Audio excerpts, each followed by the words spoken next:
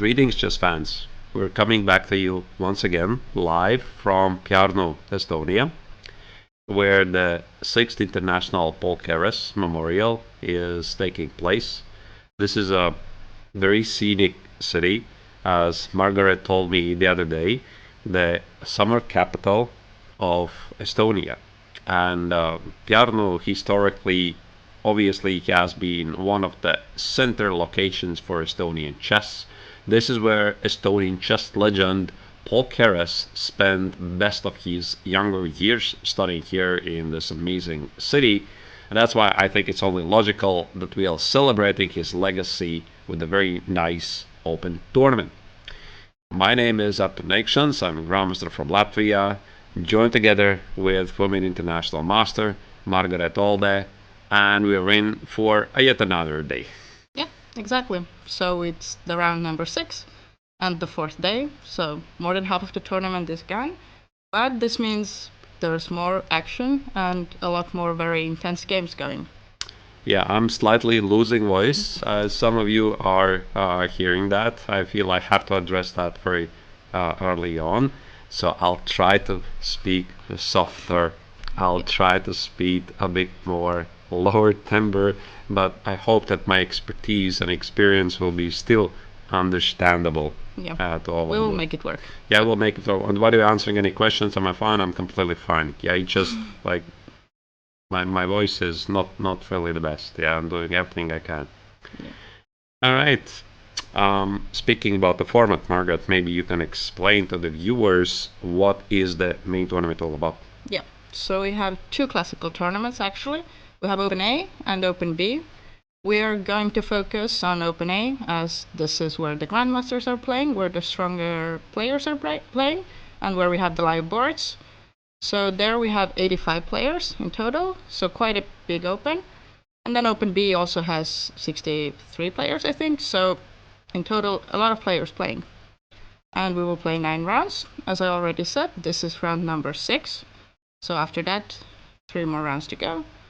And the time control 90 minutes plus 30 seconds. And this is a new thing, as I understand, because the Keres Memorial keeps evolving. Like originally it started as a women event, as I understand, and then it turned into something else. Yeah, exactly. In 2020, during COVID times, we started with a Women International Master Norm tournament, round robin tournament. Year after that, we did it for IM Norm. And then now we've tried different formats of open tournaments. And I think maybe the past few years, now we've gotten somewhere where we see that it's working relatively well. We're growing. The participants' numbers are also getting bigger every year. All right. Sounds really exciting. And this is, of course, the reason why all the players have arrived here in Pärnu, not only to enjoy the amazing scenery, because we are pretty much in the center of the city. Like the Baltic Beach is pretty much several hundred of meters away from us, and this attracts the tourists.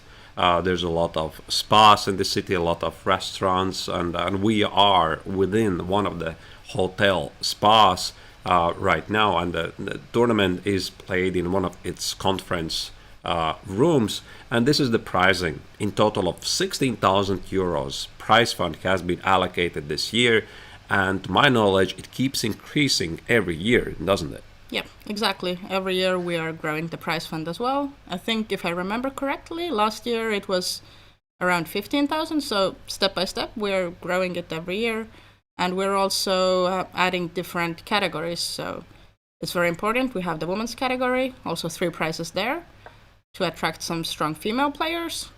And then, they have come. Yeah, exactly. We've Right. seen quite a lot of games already played by female players on the top boards as well.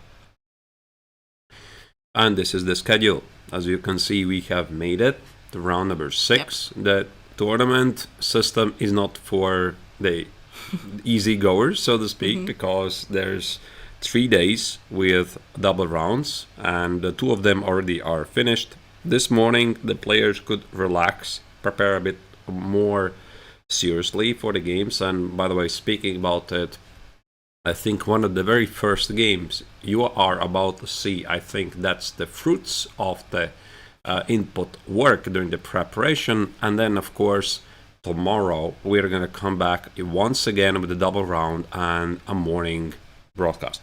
Yeah, exactly. And then the last round, we are doing it on Saturday morning. And after that, actually, since it's called a festival, in the evening of Saturday, we have the Blitz event. And then on Sunday, we're playing Rapid. So, let's jump into the action and see what we have missed. Yep, exactly. So we can go to the first board, where we have... Actually, maybe we'll talk a little bit about the tournament situation as well. Yeah, sure. Because after the yesterday's round, we have one sole leader. So Sebastian Bogner managed to win his game yesterday. So he's half a point ahead. He has 4.5 points. But it's nowhere clear because there are, I think, 10 players just half a point behind. So definitely every game is... You don't want to lose points at this point. And maybe also if Valeri is playing with white pieces, half a point behind, they are rating favorites number 1 and 2. So, yeah, Valeri definitely would want to win this game with white pieces.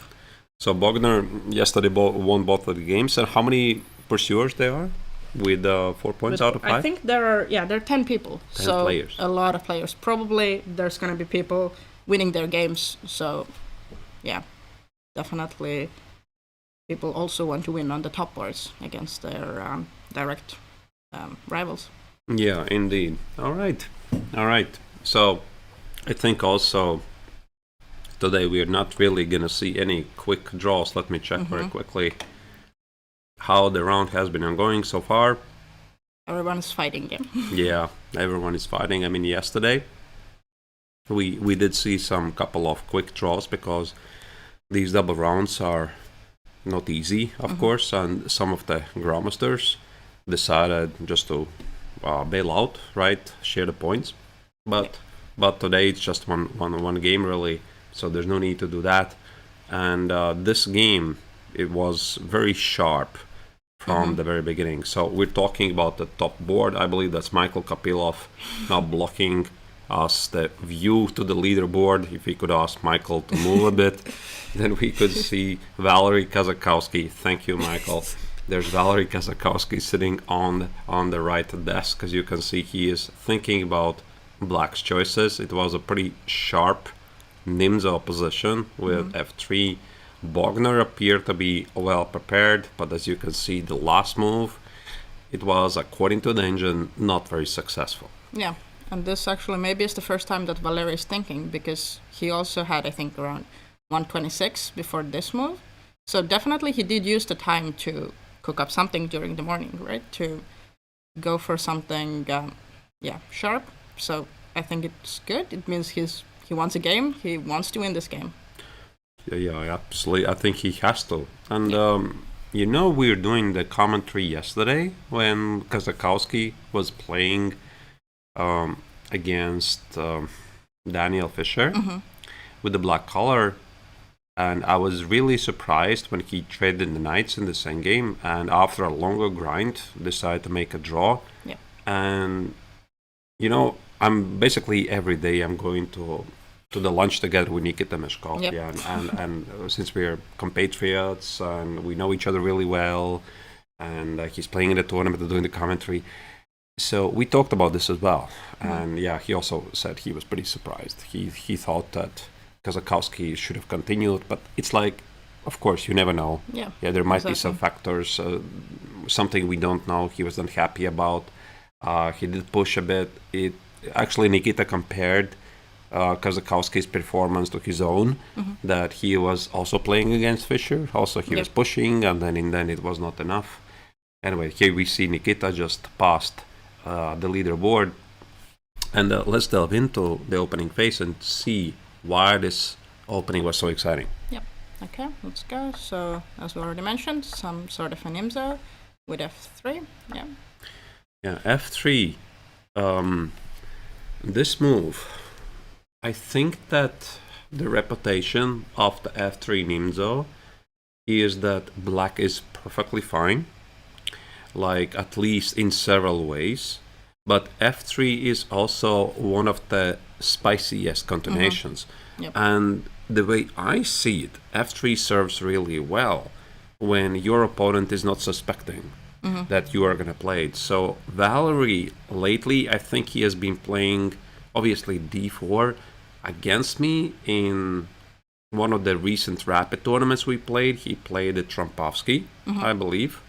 And I think a more positional approach normally serves him somehow better. But this is a bit different situation.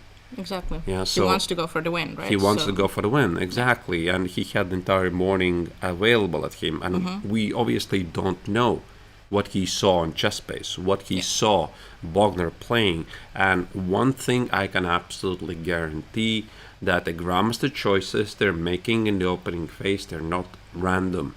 They're based on research. So this is his research. He believes he's going to be successful. Let's see how it goes. Yep. C5. Yeah, it's not the only move, of course. There's a castle, there's a d5 move, there's some other moves, but yeah, c5 is one of them. d5 and b5. Very sharp. Yep. It kind of resembles potentially some Benoni. Some Benoni, it is, exactly. Yeah, so in the typical your Benoni, the bishop would be standing on g7. Yeah. And then white is like thinking aggressively, advancing in the center. And this position is somehow different. Yeah, this bishop on b4, it reminds me the snake Benoni, bishop d7, bishop d6, bishop c7, bishop a5. That was played for many years by Normans Miezes, one of the leading Latvian grandmasters. It's not a very good system, but Normans has his own taste in the opening. Yes. Anyway, so b5 is something like a Benko Blumenfeld gambit related idea to fight for this pawn. So the logic is, if you want to take the pawn, this pawn is dropped, and if you really want to collect it, I think white's position here literally makes no sense at all. You don't have the center, d4 is a threat, and f3 is a weird move. Yeah. Right. So that's why white ignores the pawn. And white plays e4, makes perfect sense. d6, once again, black ignored the pawn on d5. I suppose the reasons are pretty similar. Once again, if you take it, I'm gonna take it. Play a6 feels like a really great Benko to me. And white's very underdeveloped, yeah. And again, the pawn is on f3 is weird. Yeah, so that's why I think both players are playing really well. Knight e2. Now black finally accepts the pawn. Yeah. And I'm not really sure, again, what's the status of the theory here. But knight f4 is a provocation. White is threatening to take on c4 and apply some pressure here on e6. And I think that black typically plays something like e5 here. Yeah. e5, and then after knight e2, white plays like knight g3. It's a close position. Black supposedly is doing okay, but I might be not aware of the latest trends. Yeah. So this g5 is something really fancy. I don't think I've seen it, but then again, I don't play the line from the white's perspective. Okay. White pushed back, played e takes on d5, e takes on d5, and now played queen e7. Okay, which has some concrete ideas, yeah? How are you going to develop your kingside with white? Right. Because you can't castle easily.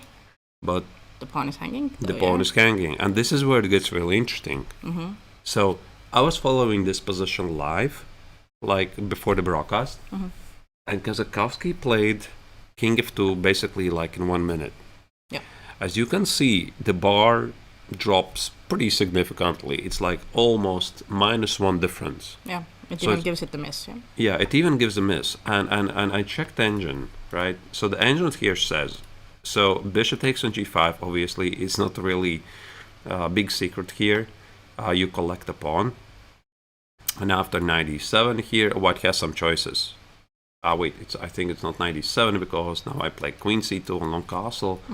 What was the move after bishop g5? Oh, sorry, yeah, it was first bishop takes on c3, yes. To take. Forcing you to take with a pawn. I'll then play knight e7. The pawn on d5 is weak, and I suppose there's some theory. So black plays knight e5, knight e3, both kings are weak.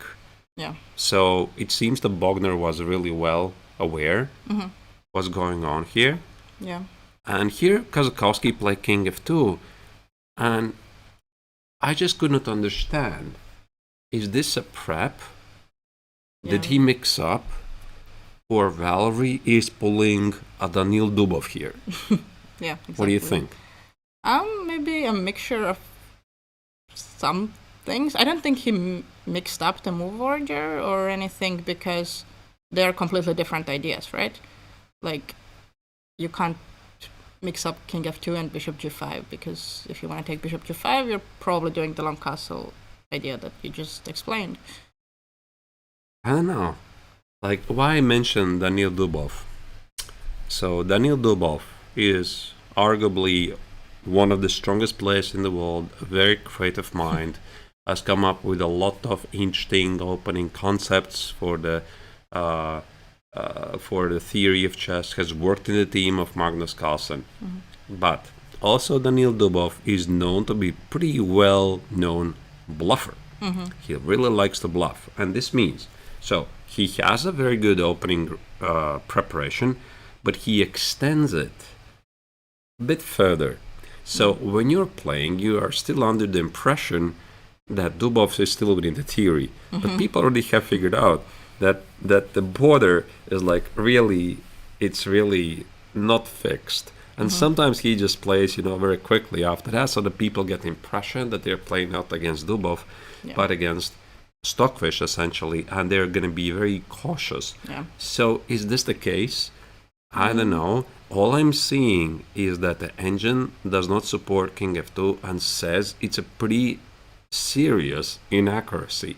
And yet Valerie played it very quickly. So I'm baffled here. Yeah. I mean, I don't know Valerie so well, so I don't know if he would be the type of person to bluff it.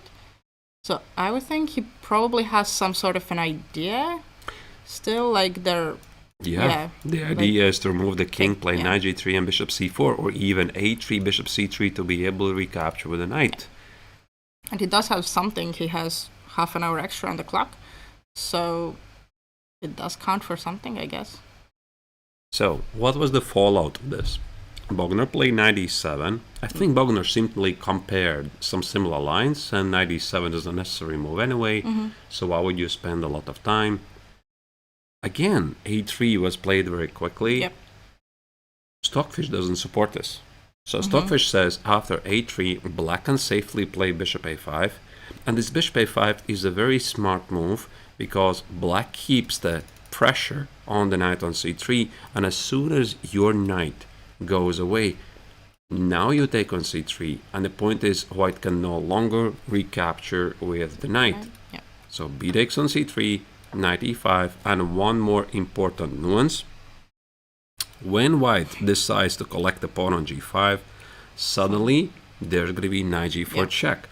And that's why I just cannot understand, is this really an opening prep?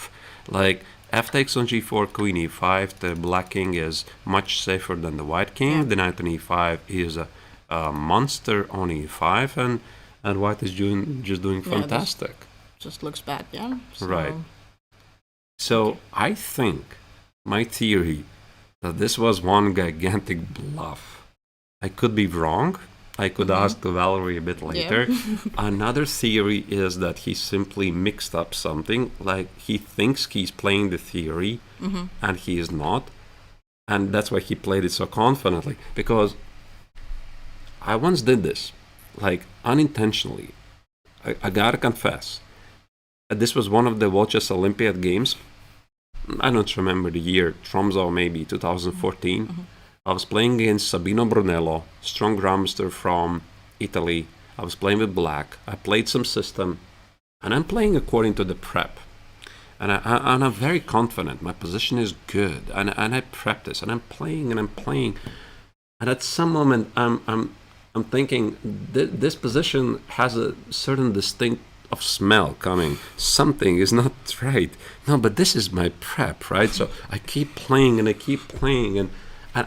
made the draw. Yeah, like I equalized and I made the draw. And after the game, Sabino asks me, yeah, like I thought they have some advantage. I said, no, Sabino, this is prep. I prepped everything. And I mean it. Like, I mean it. This is prep. He's like, oh, yeah, okay. So I'm going to the hotel and I'm checked. I totally mixed up the line. It was completely different. I mixed like two lines into one. And I had the audacity to tell my opponent that this is prep, etc.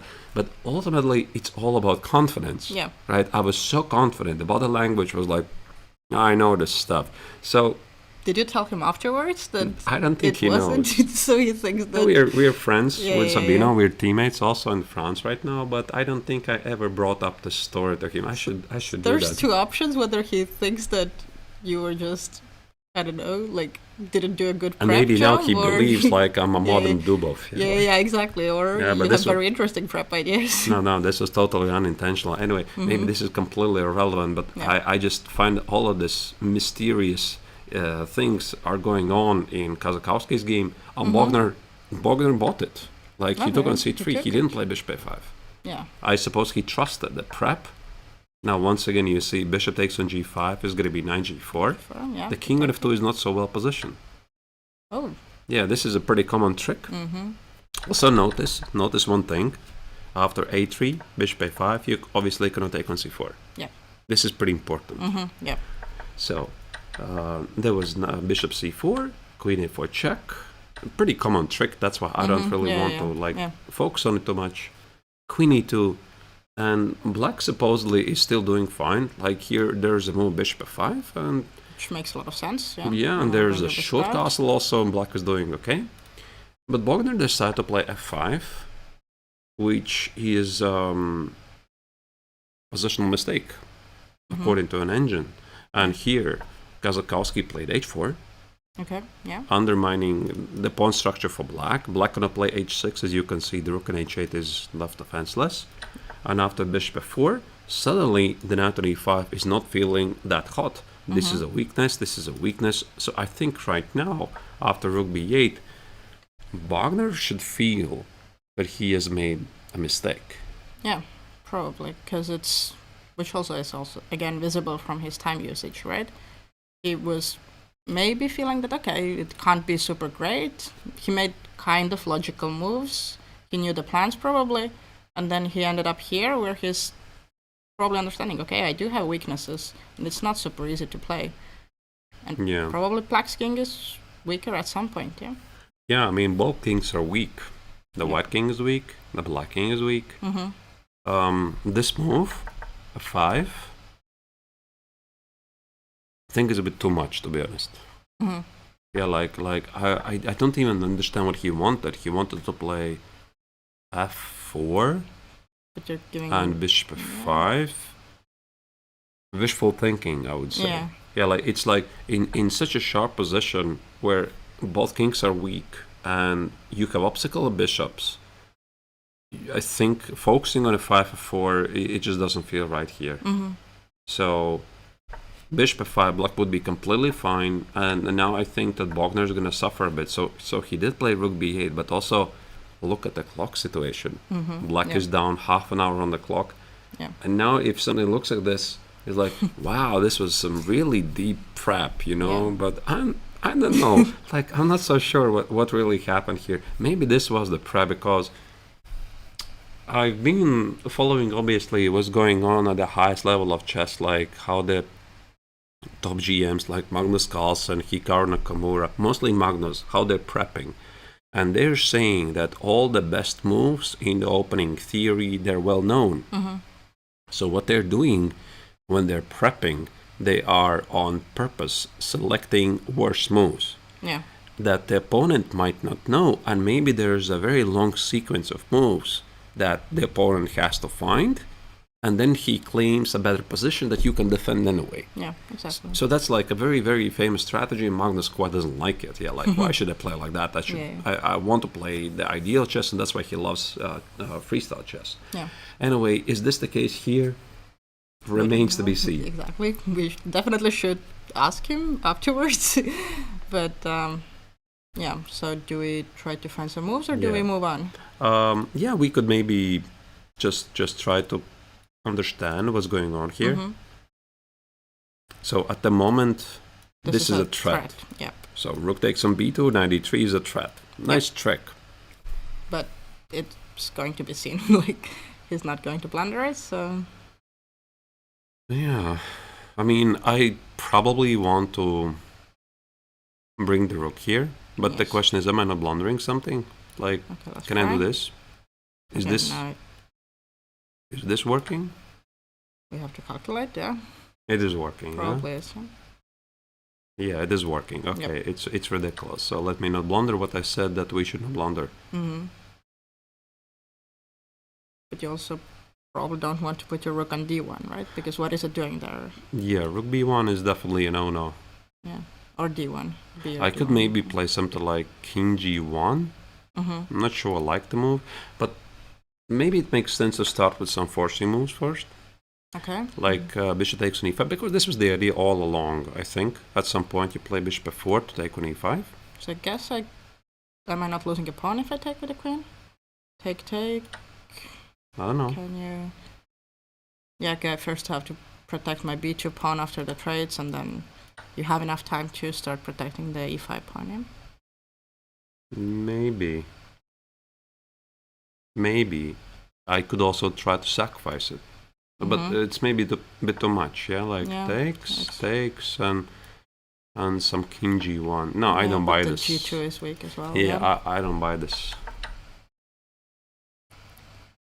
Yeah, then actually not engine, but the bar says this is okay. Maybe there's some... Like, knight a4, you can go bishop d7, yeah? So. Yeah, this doesn't make any sense. And again, white's king is a bit uncomfortable. Okay, I'm gonna consult with the Silicon Beast. What does it say? So, I don't like queen e5. I don't think it's gonna happen. Oh, knight e1. No. Yeah, but you don't want to play like this. No, it's not gonna happen. Like, you don't want to put the knight on d1 so passively. So what's the other human move? What? Oh, wait. Yeah, you take it. And then you play rook e1. Of course. Of course, you keep the pawn protected. Yeah. And after king f7, you play positionally rook takes on h4. Of course, it's very human. It's very human. Now the point is, in this line, black's gonna suffer. Yeah. That's a weakness. Potentially tonight could go to f4. Yeah.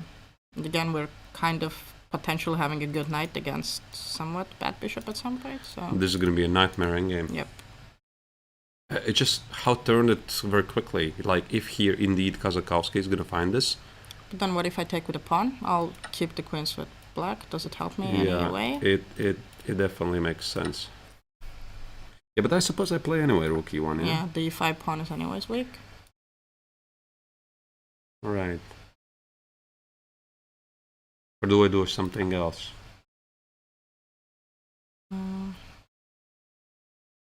There might be room for some d6 as well. I mean, maybe it's not necessary.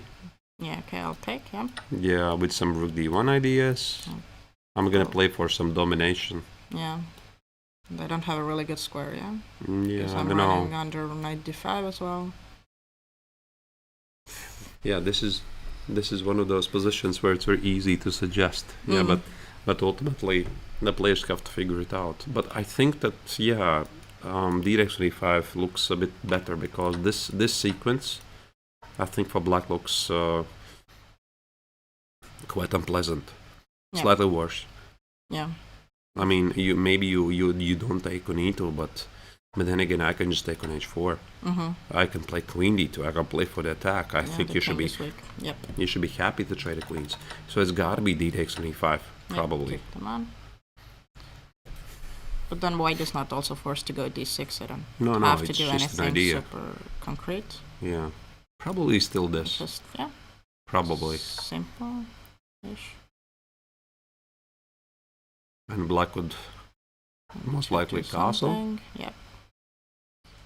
So there might be problems with the pawn. Protect it somehow. Yeah. Again, I don't want to go knight d1 really, so. Not so clear. Yeah. I think the game's gonna go there, unless Kazakowski is gonna figure things out. So now he has like plenty of time to think about things. Exactly. And while he's doing it, we're going to move on to the Yep. second board. Yeah, where we have Nikita Meshkovs against Krzysztof Jakubowski. They've had pretty different tournaments, right? Krzysztof lost the first round and then has been winning ever since, whereas Nikita has been playing on the top boards basically every round, I think. So, yeah, it's going to be interesting to see. I love a good comeback story. Yeah, I really love. You know, I think that for the players,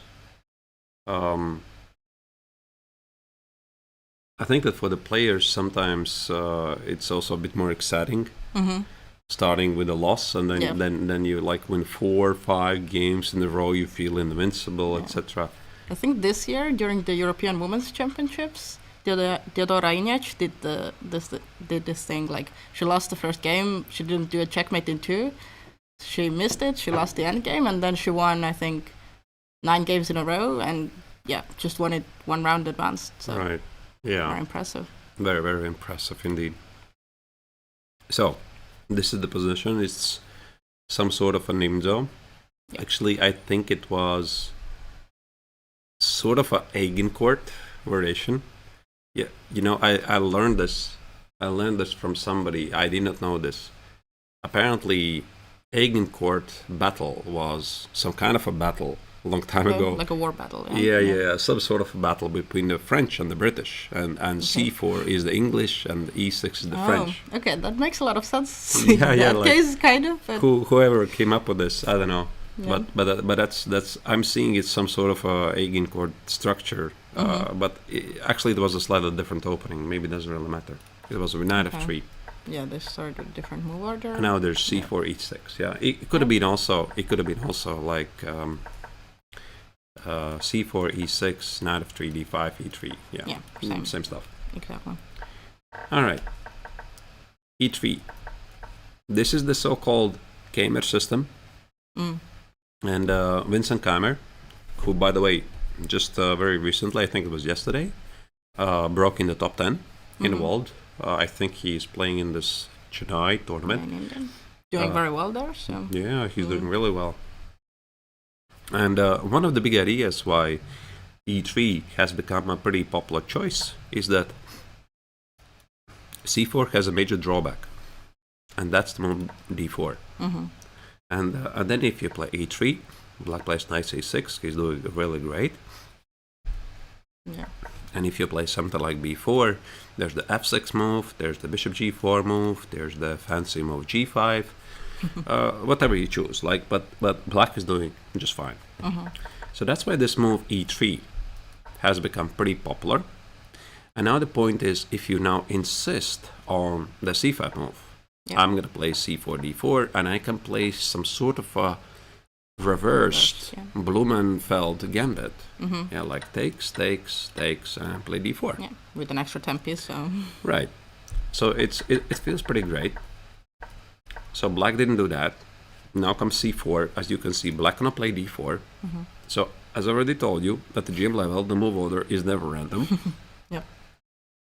B3, bishop B2. So he's waiting with the D4 move. Yeah. Yeah, knight C3. I really love these setups. And one thing you should note that, of course, Nikita is himself a Sicilian Tamanov player, as I am, from the black's perspective. And you're seeing some sort of Tamanov yeah, from exactly. white. And I think for him also the English opening is used to his playing style. And he's been playing some C4 setups Yeah, lately. I think. Also in this tournament, I think we've seen some of that. Yeah. All right. Yeah, and this is like main rule for these positions. As soon as black plays b6, you want to play c takes on d5 to create some imbalances of the pawn structure. The most principal response is play e takes on d5. Of course, it's possible to take with a knight. But if you would take with a knight, I think that Nikita would play this like some sort of Tamanov. Maybe h4, knight g5, maybe a3, bishop d3. I think it can be played as Sicilian Tamanov. Yeah, then it makes sense that the d pawn stays on d2, right? If you want to create some sort of an attack, you want the diagonals. That's by the way a great point about the pawn on d2. Like I have noticed this, especially at the club level, that many players treat that they have to push the pawns always forward for two squares. But I'm afraid there's no such rule. It's all about the synergy of your pieces, how well they cooperate. Yeah, and maybe the pawn on d2 stands just fine because it doesn't block the bishop, and the pawn on e3 stands just fine because it controls the surrounding squares. So, of course, in the ideal world, very often e4, d4, getting the center is really great. Yeah. But there's some other good setups as well. Exactly. Okay. So e takes on d5 was played. Rook c1, bishop b7. I think that here Nikita mainly was waiting for black to define the setup. Perhaps he can play g3 and bishop g2. Yep. But he needs to guard along the diagonal. And if black would go c5, then you can go to d4 and Yeah, do some isolated we are getting to the point. ideas, Yeah, we're getting slowly to the point. So the way I understand it, white does not want to play d4 before black plays c5. Because, for example, if black plays c5, you play d4, you have a very clear plan. Yep. You're going to take at some point on c5, which is one of the easiest plans, and apply some pressure against the hanging pawns. Yep. So that's why black is also playing cat and mouse. So black plays a6, not really rushing with c5 because he knows what white is thinking. Yep. Black plays rook e8. Black is not playing c5. White plays rook d1. Black plays bishop d6. Yeah. And white is running out of ideas. Like, okay, now what? So for how long am I going to be able to ignore the d4 push? And that's when Nikita said, okay, fine. Okay, fine. Now we are going to play the Nimzo. Yeah. Now he plays d4. But now black doesn't have to play c5 anymore, And he's not going to do Probably it. not, yeah. And now he's not going to do it because now this position is some sort of a typical Nimzo position. Bishop f1, g3, bishop g2, rearranging the pieces to the ideal g2 square. And here we go. This is the position. Okay.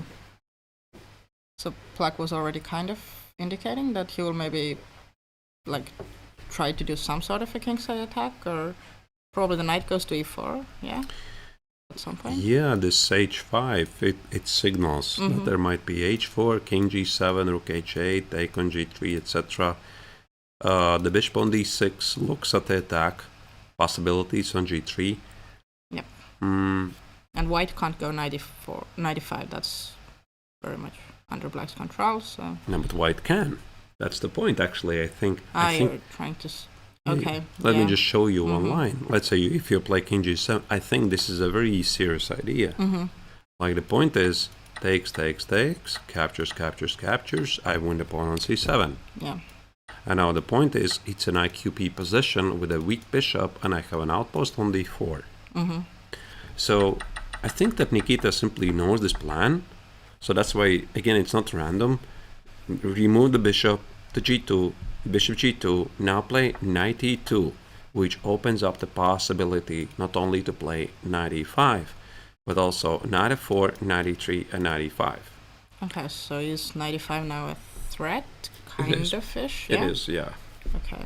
Like I've seen some of those positions. Black goes back, rook c8, which kind of protects against the threat because he's trying to say, okay, it's maybe move by move, or like the number of moves is not super important here, as long as I'm not blundering anything. Yeah, I mean, it might be the case indeed, and black would have to defend the pawn, but I feel this raises the question, why do you play rook d8 in the first place? Yep. So it could be that in this position, Jakubowski simply made an unnecessary move. So what he was supposed to do? Good question. Maybe go knight e4. Knight e4, yeah. And keep the rook potentially going to c8. And then if Nikita takes, knight e2, the other knight goes to f6. Yeah. Now there's your h4. Yep. By the way, yeah, engine here keeps changing the mind. And I think that in these positions, a pretty common pawn sacrifice is something like d5. Yeah, because you really want to open the b2 bishop. Yeah, I have seen it. Okay, it even works here. I just randomly played it. like knight x on d5 drops the pawn, and if you play The here, bishop. knight c4, I'm gonna kill one of Yeah. your bishops, and somehow this is great. Yeah, and if the dark squared bishop is exchanged, then I'm gonna be scared for my king. Right. Actually, maybe there's even some more concrete ideas, like take on f6 and take on e4 and kill the bishops Okay, like that's this. even simpler, yeah. Right. Okay, so if we go back to the game, yeah, he played there. Oh wait, sorry, this is the line. No. This This is my imagination. Okay, but if you don't want to go back rook c8, can you try to defend against the idea another way? Because That's the question. Yeah, like how do you defend? I mean, do you defend? Do you think about your own ideas? yeah, create Like- a counterattack. Yeah. Yeah. Somehow. What about 94? Okay, let's try to make the same thing. Let's not work. forget some famous Fischer Yep. games with knight f2. Exactly. Yeah. Okay, I'll still do the same idea. I'll go to e5. Yeah, let's just see if it works. So once again, we have to check this very quickly. Yep. If I'm not blundering something heavily, I think Then I'm it's doing good, great. Yep. Okay. Okay. But you also don't want to let me go knight c6, I guess. Of course, I can still consider to take and play bishop c5. Okay, I will go b4 maybe even. Ah, b4. Yeah. That's strong. Yeah, I didn't see that. And then same idea, Same queen thing, c7. Okay. Yeah, I mean, my idea was I'm gonna play a5 and block you. Yeah, that would be good. I think. Yeah. Okay. So you're gonna take. How? But I also don't want to take with a bishop and go c5. Like then, I'm scared of the diagonal. So. And what if I go for the attack? I have a feeling the game's gonna go here. Like it feels very logical. Yeah. Okay, let's see the knight c6. It's a very scary move. Yeah. I'm not so sure about that. So take. takes. You're asking for some knight f2. Yeah. Oh, okay. Yeah, immediately. Yeah. Yep. And there's gonna be queen I'm not e3. gonna have enough time. So I don't even need to protect the d5 pawns. You can't do that.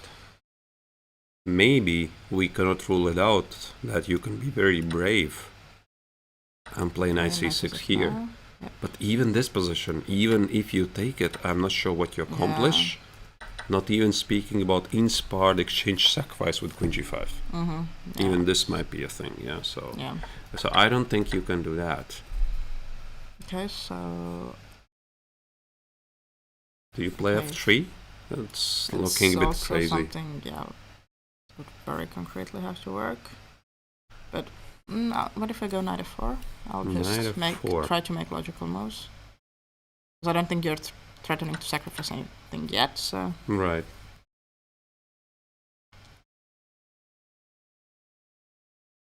Also, it has some 95 and bishop e4 ideas. Exactly, Yeah? yep. Yeah, it looks logical. And I could maybe play something like knight f6, secure the center. Yep. Think about king g7 next, rook h8 next. And I'll probably still be afraid of, after going knight c6, I'll still be afraid of some sacrifices. Yeah, but even I if have a it's feeling not- there's nothing totally yeah, happening nothing at there, queenside. and I will not get the d5 pawn, and And again, still it looks scary. this time it's a bit different idea. I think there's some checkmate. Queen Yeah, f2 or yeah, knight almost. h2. Yep. So no, you cannot do that. Yeah, we'll see. I think that Jakubowski has to play knight e4. It looks very human. I know, but it's Nikita's move. The time is ticking, so he has Really? made some sort of a move, I guess. Oh, he Oh. played c6. c6. Okay, it stops 95. Yep. Okay, so I mean, c6 is a move in a different position that I know. Yeah, and also some Nimso positions I've seen it, but... And Okay, Nikita was responds very with fast. knight Yep. f4. Okay, you know, as they say, it's a move. Yep. Okay, So let's continue observe. let's go, yeah. To All board right. number 3. We Board have number Gleb 3. Bitlushny against Toivo Keinonen. So, I mean, okay, 2 IMs playing, but definitely they're both really strong players, so...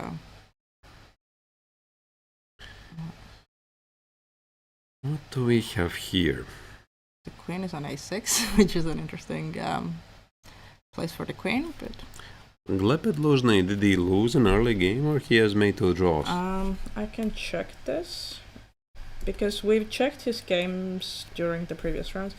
He made a draw in the first round, and then against Kaimar Pusep. I remember that. Yeah, this was the night end game, yeah. And then on round 4, he made a draw against Oleg Kribonosso, which I think was the very quick draw. Right. So he was blank, he was like, okay, that's fine. Right. And then yesterday he won against Sharmaisha, so... Right. Yeah. And Keinanen has had pretty uneven tournament. Yeah. Like he hasn't lost a single game, 3 victories, 2 draws, but in 2 of the games he was losing. Yeah. So he was losing against Michael Kapilov, who didn't realize that he has a fantastic position, and also against Ilya Haitin. Just one move. Yeah, but it was a 1-move blunder, and the opponent didn't notice. So it was probably not deserved. Yep. So he saved them. He has 2 draws, and sometimes it can also happen that you have some scares, and then in the end you will win some really good games. You will win the tournament. Right. Okay, D4 G3. So something very solid, and Keinanen immediately tries to punish white. But wait, was Toivo the one who also with white yesterday went Queen A4? Same structure? So yeah. So maybe he just really likes the queen moves, yeah? He likes the queen moves. Yeah, yesterday against his opponent, he played the same. I'll maybe let's show this. Yeah, against Savita, I think. Let's show this opening. Yeah. So this was Keinanen yesterday. Good call. Same idea. Exactly. Like stopping d5 to be played because this is a pin. I mean, black here has some moves like bishop d7, but Savita did not know this. And a couple of moves later, she sacrificed the pawn, and Keinanen was having a large advantage. Yeah. So pretty interesting. If something works, you want to make it work once, and then it works twice as well. Right, and now it's again queen f5. Yeah. So same stuff, except here white has played d4. Okay. Yeah. And this prompted Gleb respond with knight e2, temporary pawn sacrifice, but after knight b3, white regains the pawn. And I think that this maneuver is more common in some Grunfeld positions. I think if I would have to put some symmetrical Grunfeld, actually I think it better works with knight f3, d5, g3, g6, bishop g2, bishop g7, d4, knight f6. Or was it a bit different? Sorry, I think it was d4, knight f6, c4, g6, g3, bishop g7, here. And then in some lines, white plays queen a4. And there's this moment when black plays knight e7, c takes on knight b6, and takes on d5. So exactly the same idea. Yeah, probably I wasted an explanation here because I don't really remember the particular move order, but it looks pretty similar. Yeah, this entire idea of knight e2, knight b3, c takes on d4, and now Keinanen tried to be very aggressive. Knight c5, knight c5. Yeah, I suppose the knight is feeling a bit lonely here. Yeah, okay, but yeah, d6 an easy move as well. A lot of moves with the knight. Yep. Okay. And voluntarily giving up the bishop. I don't know. I don't like it. I'm not sure what white got by nothing. Giving away the bishop. No, he got nothing. He got nothing. I think that he got a bit maybe intimidated by the aggressiveness of Keinanen, and Keinanen is an ELO favorite. Yeah. So this entire approach, queen f5, queen b6, a5, etc., maybe Pedluzhny start to play a bit more cautious. So I don't know about the knight's moves. Was it really necessary to spend three tempes with the knight? Yeah. But here I think that Pedluzhny simply did not see what's coming next. Because if he plays knight c3, where do you put the knight? Oh, so he just wanted to make a square on either Yeah, but d5 or actually it e4, doesn't yeah. quite hold any logic, because now I can take on f6 Yeah. and then You play can't knight take e5. c3 anyways, yeah. Yeah, it's a bit strange, yeah? So it's like he saw the threat, which is actually not a threat, and now he took on f6, and he dealt with the threat, Yeah. which was not a threat. Yeah, Yep. like you understand, yeah? Like it's Yeah. it was not very logical the way I see. I think he should have played knight c3, and oh, sorry. So I think he should have played knight c3 and then see what happens, because Yeah. b4 is not a threat. It's And, not forced as well. and if definitely. black plays bishop b7, well, then you figure it out. Yeah, you don't need to give away your bishop. I mean, Unless if you really have to. want to, but Yeah, if you have to, then you give it up. But these small nuances, they really matter. Or maybe the case is that he saw something deeper, like knight e7. He saw that this knight will be replaced by the other knight. And that's why he thought that he has to take on f6 right away, so that okay. this knight cannot be replaced by the other knight. So we're only the commentators. yeah. And he was spending a lot of time, so okay, he definitely had an idea, but maybe it's a place where he was overthinking a little bit, yeah. Yeah, but there's nothing for him. Yeah.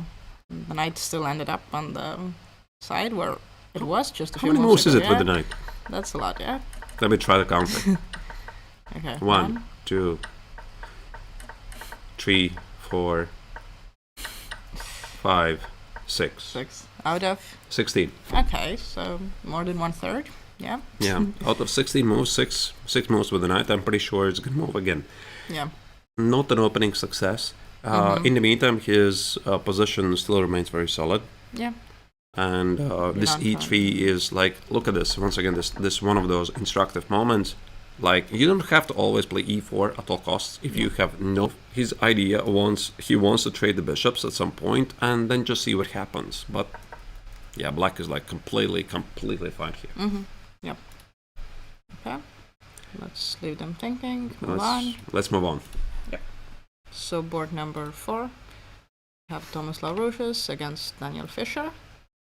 So Daniel has made already quite a few draws against grandmasters. Okay, he's maybe been I'm not sure we can call it lucky, but he's been defending, and he's been defending well, so. Yeah, I mean, I did not like the way he played yesterday. He's still young, and I think that this strategy to be so solid, too solid, against Kazakowski, it almost backfired. Yeah. And I'm pretty sure he's gonna make the right conclusions himself. Like, I have been in this situation more than necessary. So we talked about this the other day, that sometimes when you're trying to be too solid, like, I'm not saying playing for the draw, but you're just trying to not risk anything, subconsciously you're starting to play passive. Yeah, so I think that the lesson is learned there. And here, as you can see, Daniel is playing a bit more aggressive against Laurushius. And Laurushius, I think he really likes these Nimzo-like positions. And here, White is definitely thinking about some assault at the kingside with g4. Yeah, and the bishops is also looking that way, so. Yeah. I'm not sure I also can fully buy the evaluation of the engine. The engine says that black is slightly better, but White has the easy idea. Yeah. Like, let me show you how easy things can go wrong for black. I hope I will be able to prove it. So let's say you play c4. You have the pawn majority. You want to play b5, a5, b4. Very logical, Makes right? sense. Yep. Right. Okay, I'm gonna play g4. Oh, and it's already the. Yeah. Like, that's what I meant. Yeah. So he plays b5. I'm gonna play rook g1. Plays a5. I'm gonna play probably something like knight e7. And yeah, I mean, I'm not sure why the engine doesn't really support my my findings here, but I was hoping for some very inspired attack. Something like queen h4, g6, maybe f4. So black carries out the plan, and as you can see here, it's actually pretty good. Yeah, I guess the bishop is getting trapped, so. Oh, I managed to trap the bishop. Okay, Yeah. I'm so sorry. Yeah. But anyway, the point was that White has this very straightforward attack. Yeah. And very often, in this position, c4, relieving the tension in the center is not very good. Now let me check why I was wrong, and why the engine was... There's something very concrete, yeah. Yeah, it was probably something concrete. Ah, knight g3 and e4. E4, That's the so- other idea. Yeah, which That's also the- makes sense. Yeah. Yeah, it definitely makes sense. And that's why I think that here black wants to keep the tension so that you cannot easily play e4 because the pawn on d4 is contested. Yep. But if you keep the tension here, white's going to play g4. G4. Yeah. And that's why this position is not so clear. And I think that at some point, maybe black has to take on d4 at the right moment. Yeah. So Okay. all the lines for black here, I can switch off the engine now. Engine gives like 0.3 advantage for black. Yeah. But white has clear plans. For black, it might be not so clear. Yeah, like you would want to make the queenside attack work, but okay, if it doesn't work move by move, because you also can't really start it before doing c4, so yeah. Yeah, maybe black has to play g6, bishop g7. I don't really know. Like, it definitely makes sense, Yeah. but the pawn on g6 could be a target as well. So, anyway, I mean, black's position is completely fine. Yeah, like, he hasn't even done anything wrong. Yeah, right? no. So it's He's like completely fine. Yeah. He's played a really great opening, and I like his position. All I'm saying is that do not pay the attention to the relation bar. Like these Nimzo positions, they're very, very tricky. Yeah, so they're also probably both happy they will get a fight. And yeah, Larousse, we saw him bluffing a little bit before or taking some risks against a bit weaker opponents. So yeah, I think it's not surprising that he is willing to go for something that maybe, yeah, also gives the opponent chances. But then again, it gives him more chances as well. Yeah. Right. All right. We have one more game. And that is then board number 5. Mikalis Vingris is playing against Hagen Puch. Yep. Okay, the bar really likes black. Not even the bar. I also like black. But wait, there's something very concrete. Some There's concrete, a pawn yeah. on h7 under attack. Yep. But also the d4 pawn is also under attack. Okay. So what we know so far, Mikalis has won 4 games out of 5. Yep. He lost 1 game against Nikita Meshkov, which was round number 3, if I remember correctly. That's correct. Yep. He had a really great position after the opening, and actually after the round. No, it was not after the round. It was yesterday. I saw Mikalis, I saw Reinis, and I think Renars, some of the Latvian kids. Yep. I gave them some free advice, like you have to work on the system a bit more. I told Mikalis you have to work a bit on 95 a bit more because he was resisting the idea. And in the tournament, I believe Vingris has officially made it to the FIDE Master. Okay. Yeah, I'm not sure if the arbiter fixed. I hope he did. Yeah, I think these days you don't need to like give the paper anymore, but it it's- can be done automatically. Yeah. It's automatically. Yeah, All I've heard right. some. Yeah, so But he definitely has because he's already gaining like 34 points of rating. Right. Because he's a youngster, it's K40 and right. Yep. So this I know. And in the meantime, his opponent Hagen Puch, I was mostly impressed that he is very good prep. Yep. Like the game against Reinis Paikens, he prepped the Trompovsky, and against this Indian girl, Yeah, against Savita. Savita, Yeah. sorry. He had a very, very nice prep as well, and he had a very nice commanding position, even though Savita misplayed the position herself Yep. in the opening phase. Like that's the feeling I had, that he's pretty good with the openings. Yeah, that's my impression, at least from the games. And just very quickly, I want to check. This was the French. I think Mikalis has played this in the tournament already more than once. Okay. Okay, too. What exactly? I think the idea is c-dex and d4 some b4 or something. Okay. Yeah, I'm not sure concrete really. idea. Yeah. Yeah, exactly. b4, queen b6, e4, knight x and f6, takes on f6, bishop d3. So there's a big theoretical debate. b5, knight d4. So until this moment, everything is normal. Yep. Now comes the funny stuff. And Mikalis Mikalis plays f3. F3. Oh, double question mark, yeah. Followed by 96. We're going to get into details. Mm-hmm. White plays queen c2, targeting the pawn on h7. Now after knight f5, he plays g4. Mm-hmm. So his idea is very clear. He wants to get to the pawn. Yep. He wants to give a check and give a checkmate. Yep, that sounds logical. But I have a problem. Okay. Things don't work like that in chess. Yep. I'm afraid. I love his optimism, that he has a very clear idea. Mm-hmm. But at the same time, white is completely underdeveloped. Yeah. The king's in the center, the rook is on h1. And also, when I'm looking at this, it also quite doesn't strike me as a position where this has really black made a mistake. Like, is really, can you really beat black by brute force here? Yeah. No. Probably not, right? No, Yeah. probably not. So I think that here he should have felt that it's not going to work. Mm-hmm. Like, I would have felt that, like, it cannot work. Like, your king is in the center. I would have thought about, okay, I see there's a fork, but yeah. maybe bishop e3 first, and this can be met. Not even sure that the fork works, though. Yeah, because maybe I it still doesn't have work. Bishop h7 ideas, right? Yeah, like something like this, because bishop e3 is a very common move, and knight c3, there's a check maybe. Is there a check? Ah, maybe there's no check. Okay, maybe I can play. I mean, you can Now I can play queen c2. queen c2, even queen h5 or some ideas. Yeah. No, it's the same idea. Yep. Yeah, this is what Mikolas wants. Yep. Yeah, knight f8 or knight e7, maybe knight e7 actually first. Yeah, knight e7, then go back, knight g6, Yep. and Just it's a collect win. everything, yeah. Right. So, and this feels like maximalism, some sort of youngsters. Mm-hmm. Like,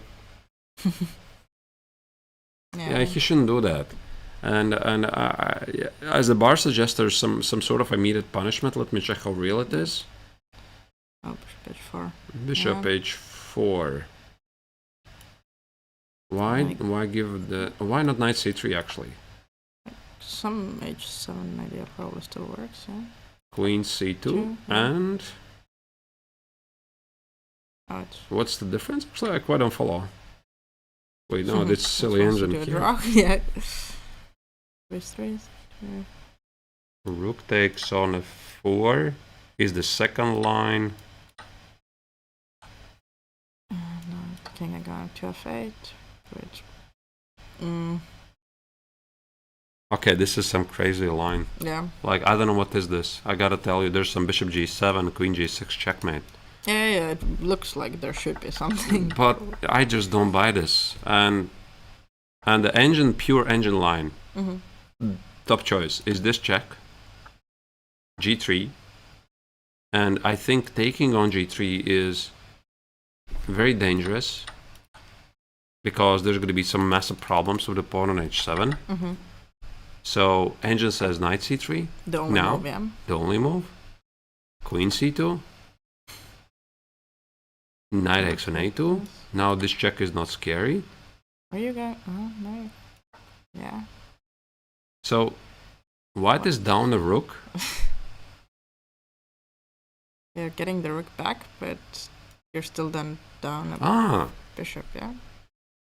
The entire point of bishop h4 is so that you cannot take on e7 with a check. Oh. Okay, so you're just a bishop up. Yeah, that is ridiculous. No, that is ridiculous. Yeah. Like, I would have never thought of that. Takes. And now you can't do any other check, you have to take the rook, yeah. That is ridiculous. Like, okay, I can understand it that Poch cannot pick it up. Yeah. Like, okay, this is pretty insane. But I still don't support Mikolas here, that he played this f3. Yeah. So knight e6 is the human response. Yep.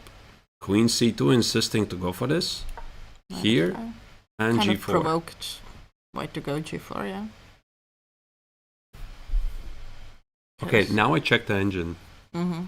So I still haven't turned it off. So you can still take it. Yep. That's a check. Here. The queen is under attack. Queen d3 is going to be e5. No good. You give a check. E6, yeah. You can't take on e7. The queen is under attack. So you have to take f8. You take it f8. King g8. It's quite a forcing line.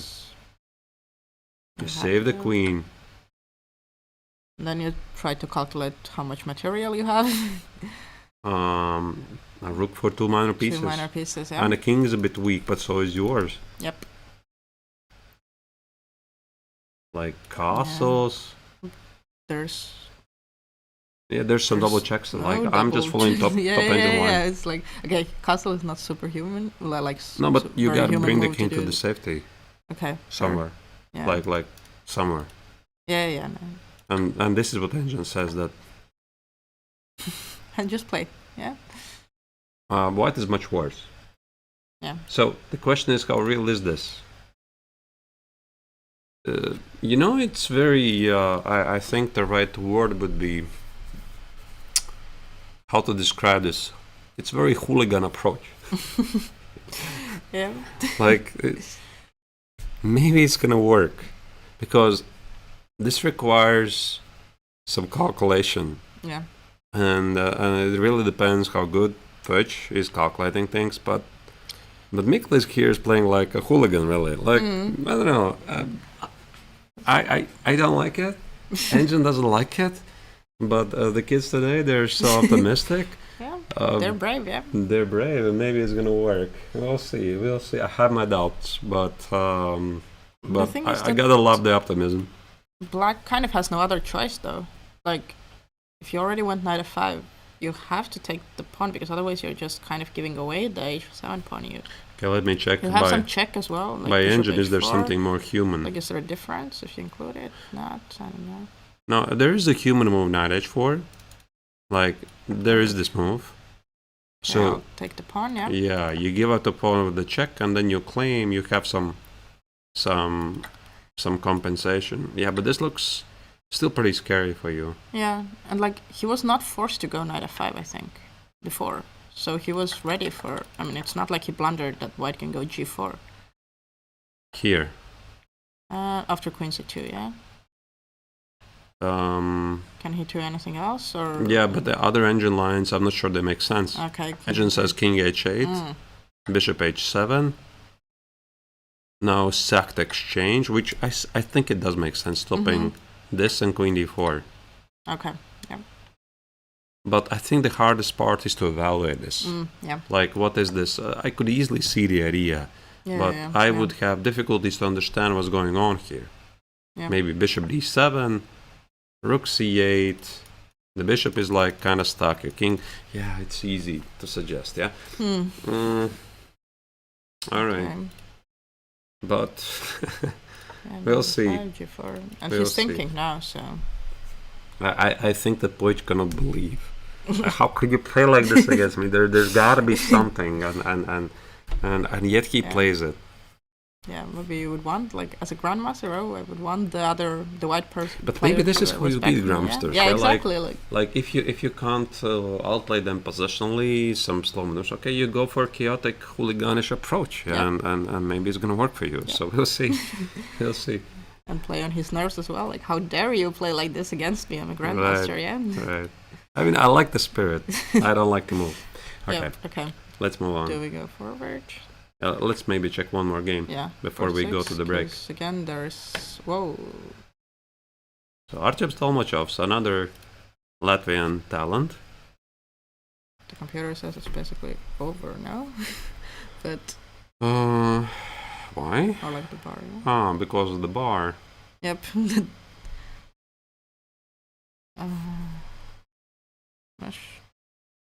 Oh my goodness. I cannot believe it. What? No, I looked at the opening. Okay. Oh, we have seen this. We have seen this before. By Artyom's, yeah? Sorry. Yeah, so the line continues, etc., etc., etc. Benoni. Yep. My problem with the Benoni is, I think it's a very nice weapon for occasional battles. Yep. Against selected opponents, element surprise, but against very strong opposition, I wouldn't advise it. Yeah. And He played it against another grandmaster already. Yeah, against Kazakowski as well. Exactly. And lost without the real chance. So. And this is the same story, I'm afraid. It just, again, I love the optimism of the youth, but they gotta play something more positional sometimes. Like I really love these. Well, why don't you play some Queen's Gambit Decline, some even Grunfeld, or if you're like very aggressive, play the King's Indian defense. The reputation is a bit better. Yeah. But Benoni twice in a row. Do you know if he maybe only plays the Benoni? Like, I know some players who only play, like... I know a bit more about this than I would like to talk on camera. Okay, yeah, no worries. Yeah, I think that he just likes the Benoni. Benoni. Okay. Really. But I do hope that he's going to change his mind. Yeah. Maybe if he plays against strong opponents, he understands. He kind of has to. I think the results they're going to show anyway. Like, you can tell whatever you want. Yep. I can tell, like, this is a good opening or bad opening, or Arturs can tell it, or his coach can tell him. Yep. But ultimately, the results they show. Yep. Like, if the results are not working for you, and let's say you're playing a certain sharp opening against very strong opposition, you're losing all the games, maybe this is not the right choice. Yep. And if, on the contrary, the Benoni gives you very good results, then keep playing the Benoni. Yep. Yeah, but we are seeing the opposite, unfortunately, for him. Yeah, like I'm now speaking not as a commentator, but as a fellow grandmaster who is looking at the progress of the future of Latvian chess, right? Yeah. Because we're watching the kids. Like, you want him to do well. I want them to do well. Exactly. I want Artyom to do well. I want Mikolas to do well because they're up substitution essentially in the national team at some point, and then I'm seeing these offbeat openings. Like, why are you doing this, right? So that's my piece of advice will be. Think about playing something more solid, but he knows it. He just likes it. He just likes it. Fair enough.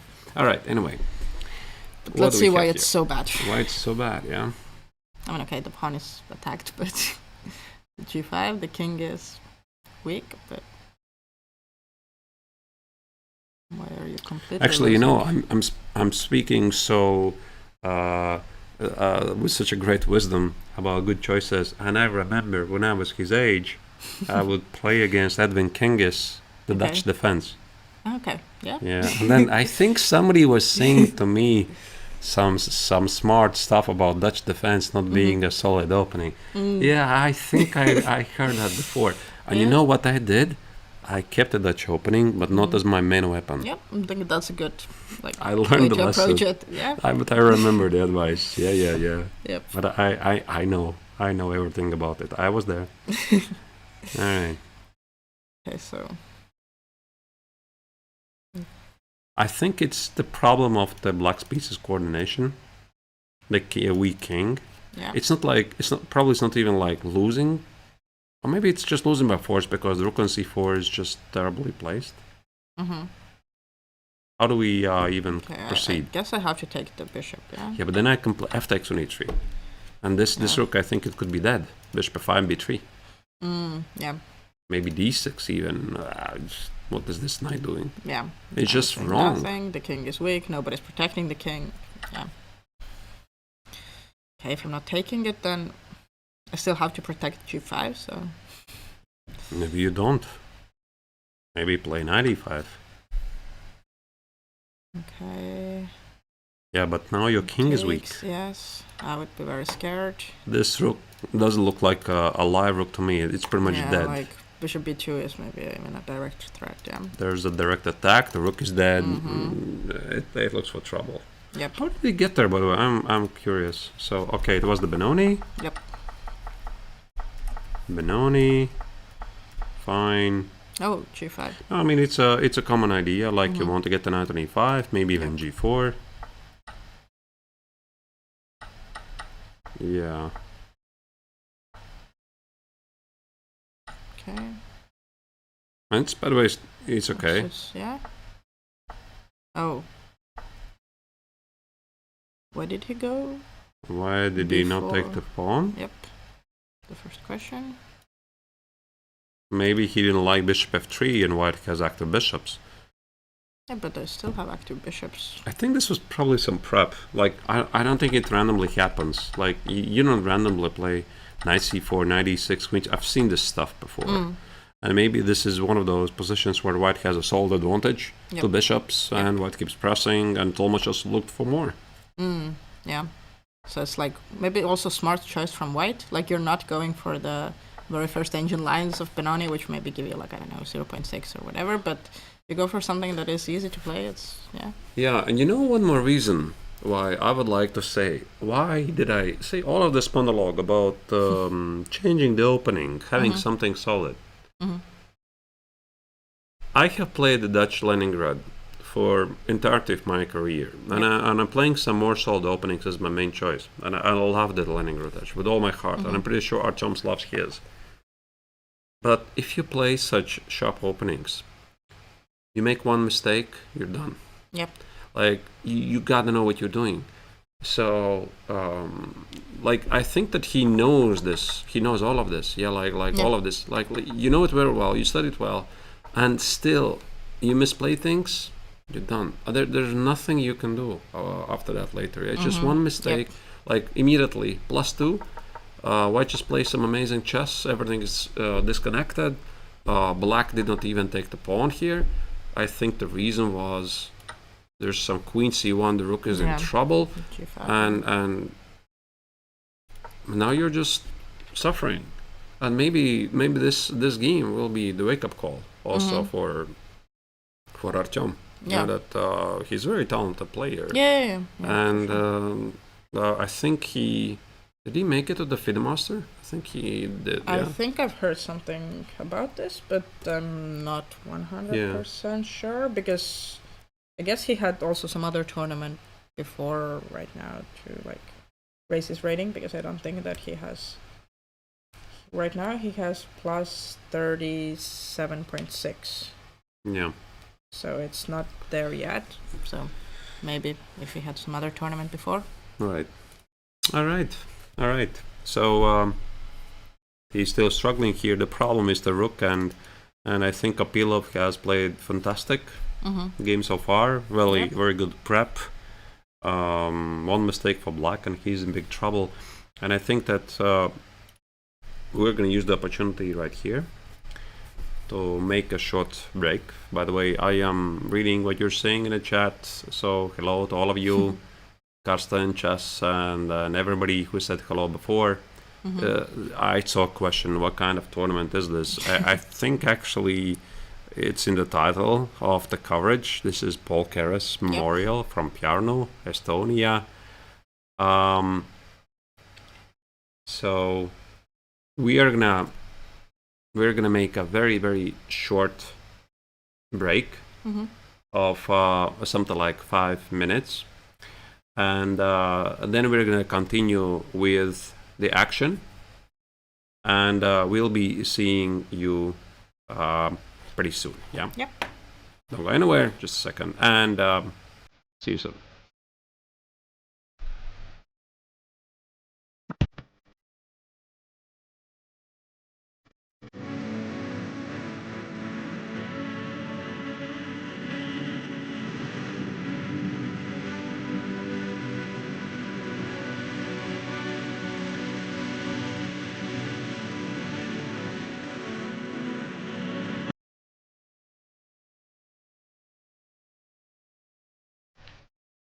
Yeah, talk about the timing. Talk about the timing. Yeah, so I'm very quickly coming back from the break because we just got traded by chess.com with 900 viewers. Listen, I really, really appreciate all of you. We are about to go for the break. I just specifically for you, I came back to say thank you for coming here.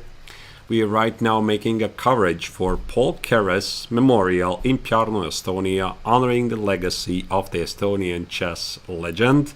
There's a lot of crazy action going on, and with your permission, now I would like to go for the scheduled break. In the meantime, enjoy the coverage. We'll be back very, very soon. Right, Margaret? Yep, exactly. Right. See you soon.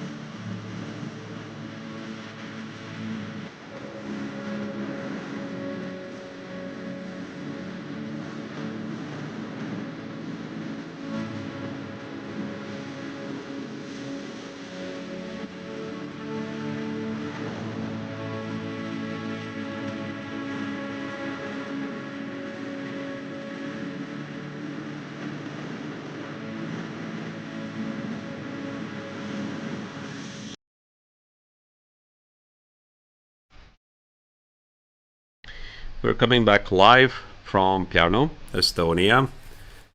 This is where the 6th International Paul Keres Memorial is taking place. So in case somebody has a question, who is Paul Keres? Arguably one of the strongest players in the history of chess, never to become world champion. He's a true icon of chess sports here in Estonia, also all over the world. And exactly in Pärnu, he spent the best years of his youth. He was studying here in a school. And also it's a very nice city itself, like it attracts a lot of tourists here. The Baltic Beach, the sea of the Baltic, is several hundred meters away from the playing venue. We are providing the coverage from one of the hotel spa resorts. I think Estonia Resort Hotel and Spa. It's like day number 4. I still haven't learned the name. You'll get there. Estonia Resort Hotel and Spa. Estonia Resort something, yeah.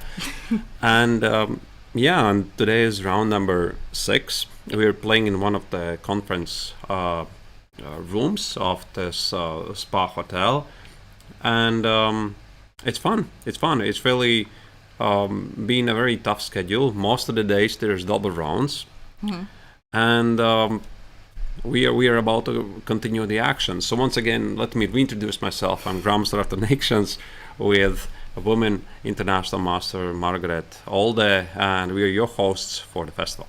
Yep.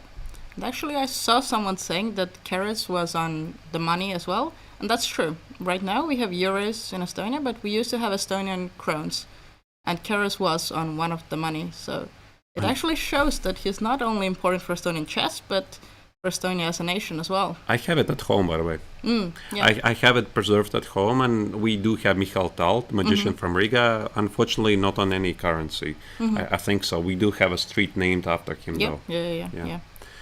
All right. So, in case you're curious, how does it feel here to be in one of the most iconic cities of Estonia? You have a chance to come yourself to Pärnu, Estonia, maybe next year, because the festival is becoming a tradition. This year it's already providing a record amount of prize money. 16,000 euros are allocated for all the tournaments, so it's very nice. Yep, and a lot of players as well. 148. Yeah, and I'm also going to be one of them, actually. I'll be playing Rapid and Blitz in the weekend. Okay, not really relevant.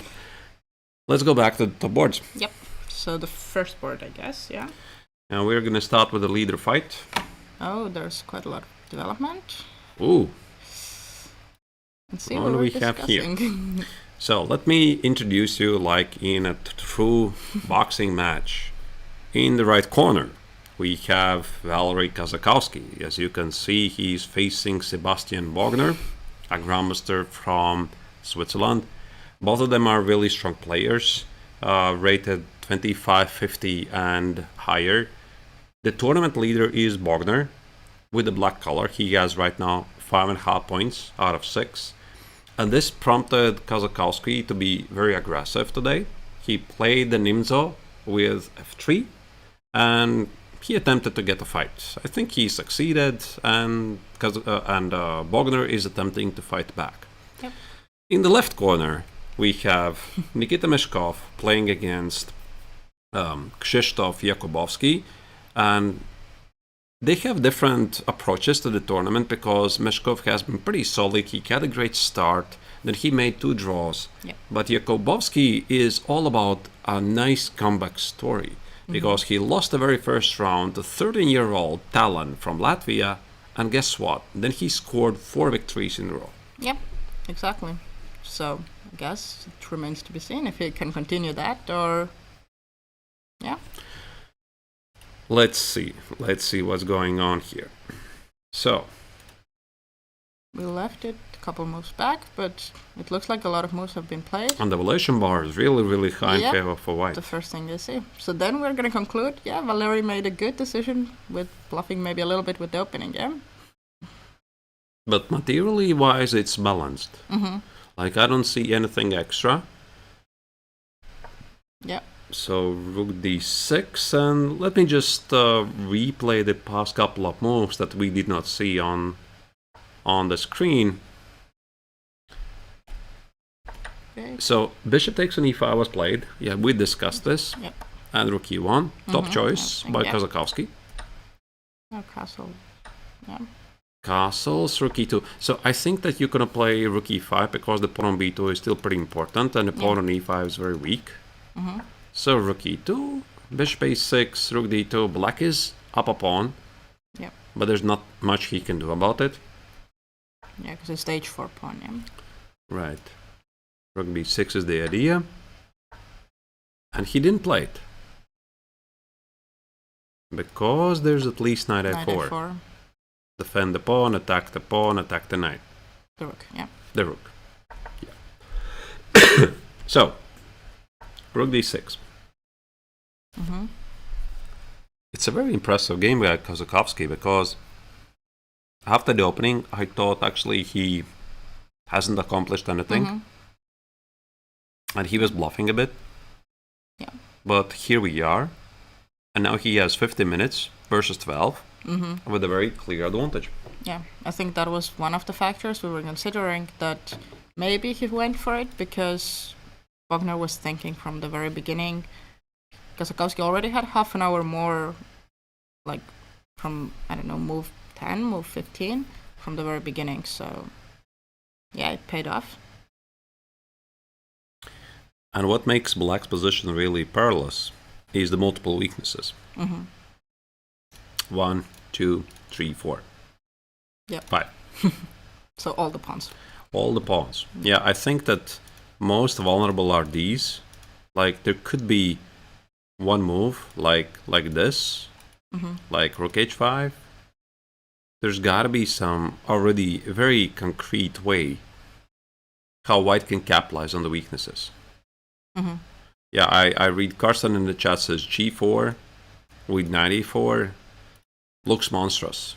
Yeah, it definitely looks monstrous. I like this. Yeah, g4 takes. Assuming black has to take, yeah? Assuming. Yeah. But black, I mean, could play maybe bishop c8, takes, captures. Not sure you want to play knight e4. You need to see some counterplay here. Yeah. Like, it's very, very close. White can probably play for domination, even give up the pawn and somehow play for these pawns, like rook h5, takes,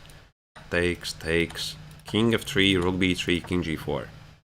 So black would be up a pawn, but black is going to lose this. Yeah, the pawns are on d5 and d4 are way more important. And doesn't matter, kind of matters, but it's too slow. Yep. So, yeah, g4 is definitely a move. But I'm thinking, can I first conquer the weaknesses? Because that's how I was brought up. When I received some chess education, at least I thought that you want to conquer the weaknesses. You don't want to trade them. And since I treat this as a weakness, then how about I attack them? How about I go here? So we're taking f5, right? Can't move the pawn, so I'll have to protect with rook f8, yeah? And then what? And then nothing. Maybe. I mean, you don't have the counterplay to b2 anymore, but...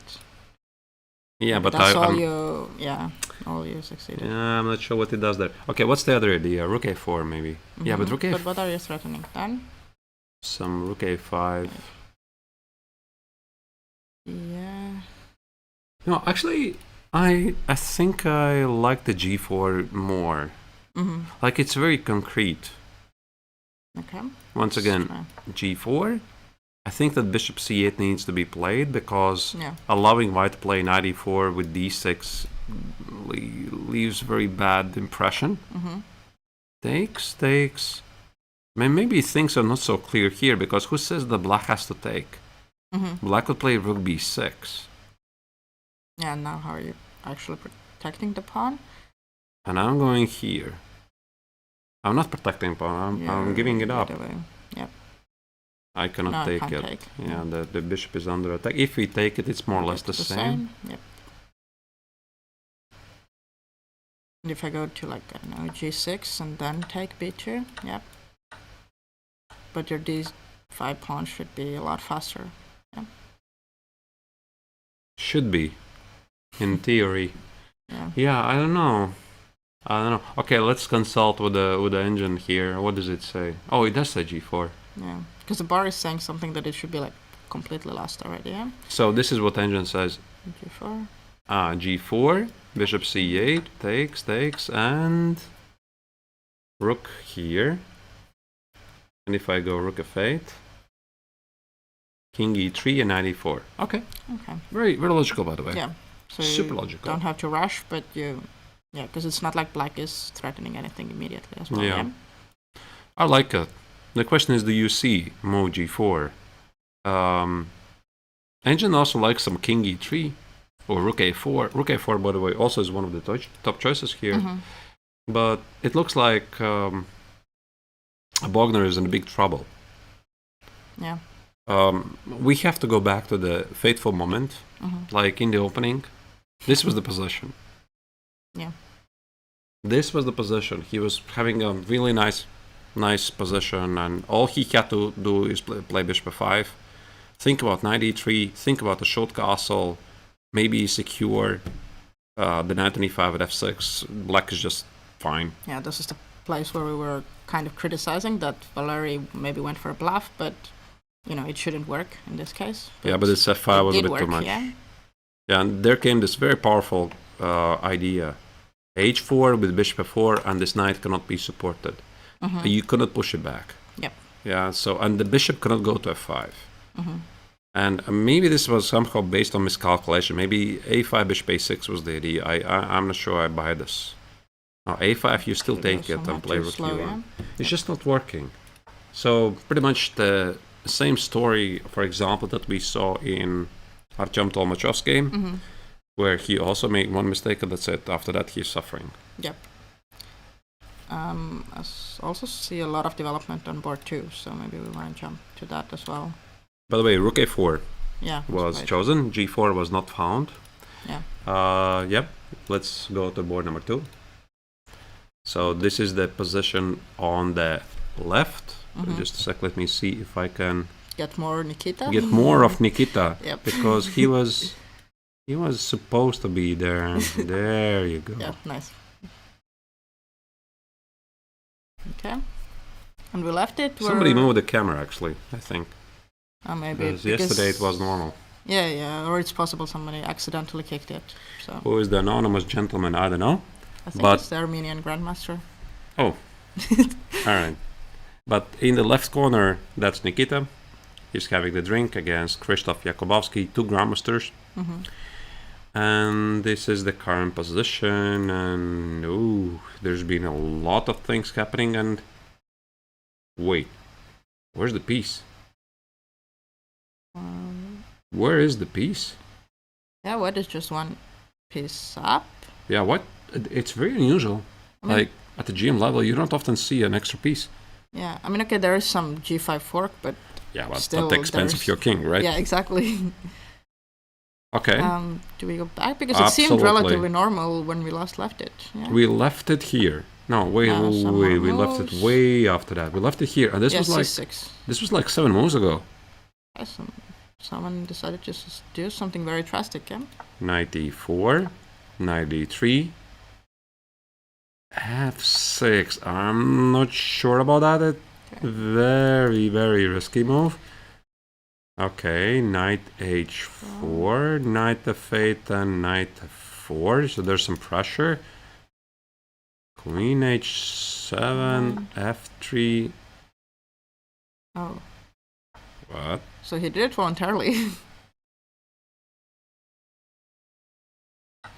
Sacrificed the piece, but this shows you're just a piece down, no? Like I don't think you're even getting... Am I missing something? I think he was missing something. Because I don't what think does he have for the piece? I don't think he's even getting the piece back, right? Like g5, knight h5, f6 is a fork, so... It's just a pure piece. No, I understand that he didn't like his position. But is it so bad? Okay. Is it so bad that you have to give away the piece? Like, why don't you like take on a 4? Yeah. Like, I understand that the knight leaves. There's a pawn on g6. Yeah. I totally get that. Yeah. Like, I don't know, knight g5, and you see something, there's gonna be some knight g6, whatever. Mm-hmm. Yeah, but you can at least take it here. There's bishop e3 threat. Yeah. Okay. And on okay, yeah, let's suffer. But it's a equal material. Yeah, maybe who knows? Maybe I'm gonna fight back. But yeah. that is crazy. Did he change the mind or something? Like, did he plan to play d takes on e4 and he thought that he's gonna play g5 back? inevitably? Maybe, but I mean, I at least have the same idea still. Yeah, queen e2. Yeah, but now g5 is knight h5. Yep. I mean, there's just no way that Black is gonna be able to win back the piece and keep the king alive. Yeah, and you also don't have any type of an attack. Yeah. If you're not getting the piece back, it makes sense why it's +4. Yeah. I'm very, very, very, very, very, very surprised. Yeah, see, he also has. Do we know how much time did he spend on it, or on f5? On f5, yeah. 8 minutes. Okay, so.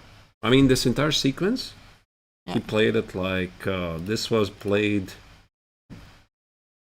like in, if I can trust what's written there, 8 seconds. This was played in 18 minutes. Okay, so a very long thing there. And this was played in 30 seconds.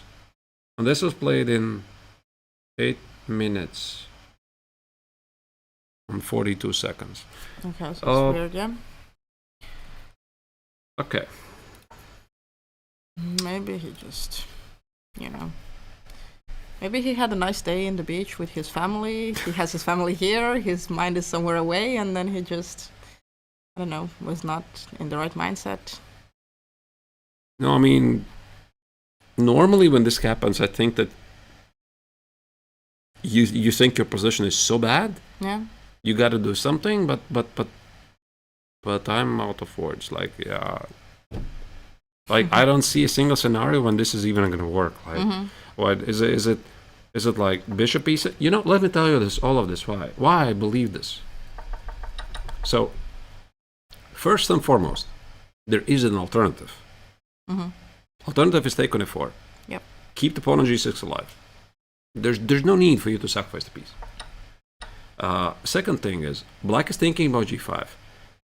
Did he miss queen e2? Like, he thought that he felt, okay, this is risky, but I'm going to play g5 anyway, no matter what. And g5 is, and queen e2 was the only move he missed. Actually, no. I don't think Actually, so. there's knight h3. Exactly. Even. Yeah, like, it's just, there's bishop h3. Yeah, there's like many moves. So queen e2 it's not like he even missed one move. The point is, of course, is g5, knight h5 is knight f6. Yep. Very strange. Yeah. Now Nikita just plays with an extra piece, bishop e7. Okay, you're now maybe threatening g5. But I mean, the game's not over, of course, but it continues. But I kind of believe a piece should matter. For sure. Bishop h3 maybe. Yeah, makes sense. Put the knight on g2 if you want, but I don't really buy that this g5 ever is going to really work. So I think this is a very logical move. Okay, and you go back with your work. Why don't I go for the checkmate? Yeah, like you want to get the piece, it's going to cost you the king. So for example, you play g5. I mean, I can still take the h5 even if I want to, but there's some intermediate. Somehow, things. I would say use the imagination. Yeah, okay, there's knight g6. It's not even that I'm trying to save the piece. Yeah. It's that I'm going for the mate. Like, I think even something like this and something like this looks terrible. Like, you're winning the piece, but now the king is completely wide open. Yeah. Okay. Wow. Hey, Krzysztof, what are you doing here? Okay. Do we go to board number 3 or? Yeah, yeah, absolutely. And by the way, speaking about Nikita in the tournament, what is his experience? Like, he had already won a very strange game earlier in the tournament against Nikita Rychakov, who blundered the queen in one move. And yeah, he was like, okay, what can I do? Yeah, the opponent blundered.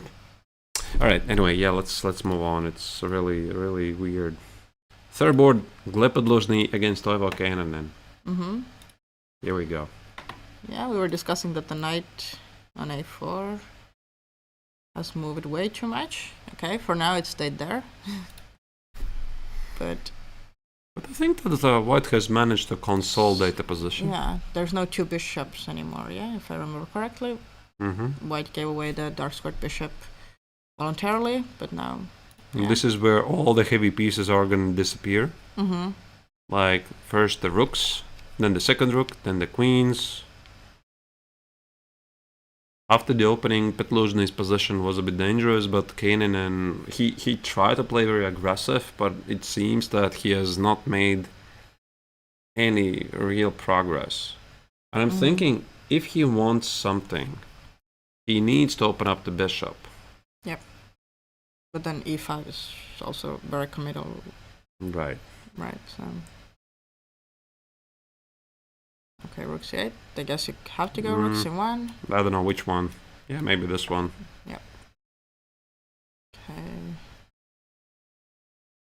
I'm just so level. Like maybe something like e6. White does not want to give up the file. White could improve maybe... but knight b2 could be some rook c3 issues. Yeah. Maybe I'll put my other knight to d3. Yeah, oh, that's a nice idea. D3. Yeah, but maybe then I play e5. So waiting for the right moment. Yeah, Okay, if I open this. Yeah, now the bishop is alive, yeah. And this, yeah, maybe your knight is feeling a bit lonely there. So rook fc1, e6. We're playing some sort of a waiting game again. Okay, I can... Actually, it's not so easy to make the next move. Like, I thought it's like super balanced, but the more I'm looking at, I think the black is still holding some trumps here. Like, I could take on c6. Yeah, I could ignore the d file with some concrete ideas to go here, here, here, and here. If you're in time, yeah. Yeah. Are you? Am I in time? Because I think that black could try to be wait, but now takes. White is not obliged to take, but white can play knight e4. Yeah. And same idea, by the way. Or maybe just ignore the c file. But maybe I do want to go rook c2 now. So I'm not sure if it does anything directly, but yeah. So which move again? Okay, no, okay, I will just wait. I'll go like, I don't know, h4 or something. Maybe rook b1. Rook b1, yeah. Okay. Could be useful. Okay, I'm gonna play king g7. Yeah, I'll still wait. How do you wait? King g1, yeah? Yeah, okay, let's just do a move. Because if you go away with your bishop, then I'm thinking about knight e1. I'm gonna go here. Yeah, that's why I thought maybe I should have gone h4.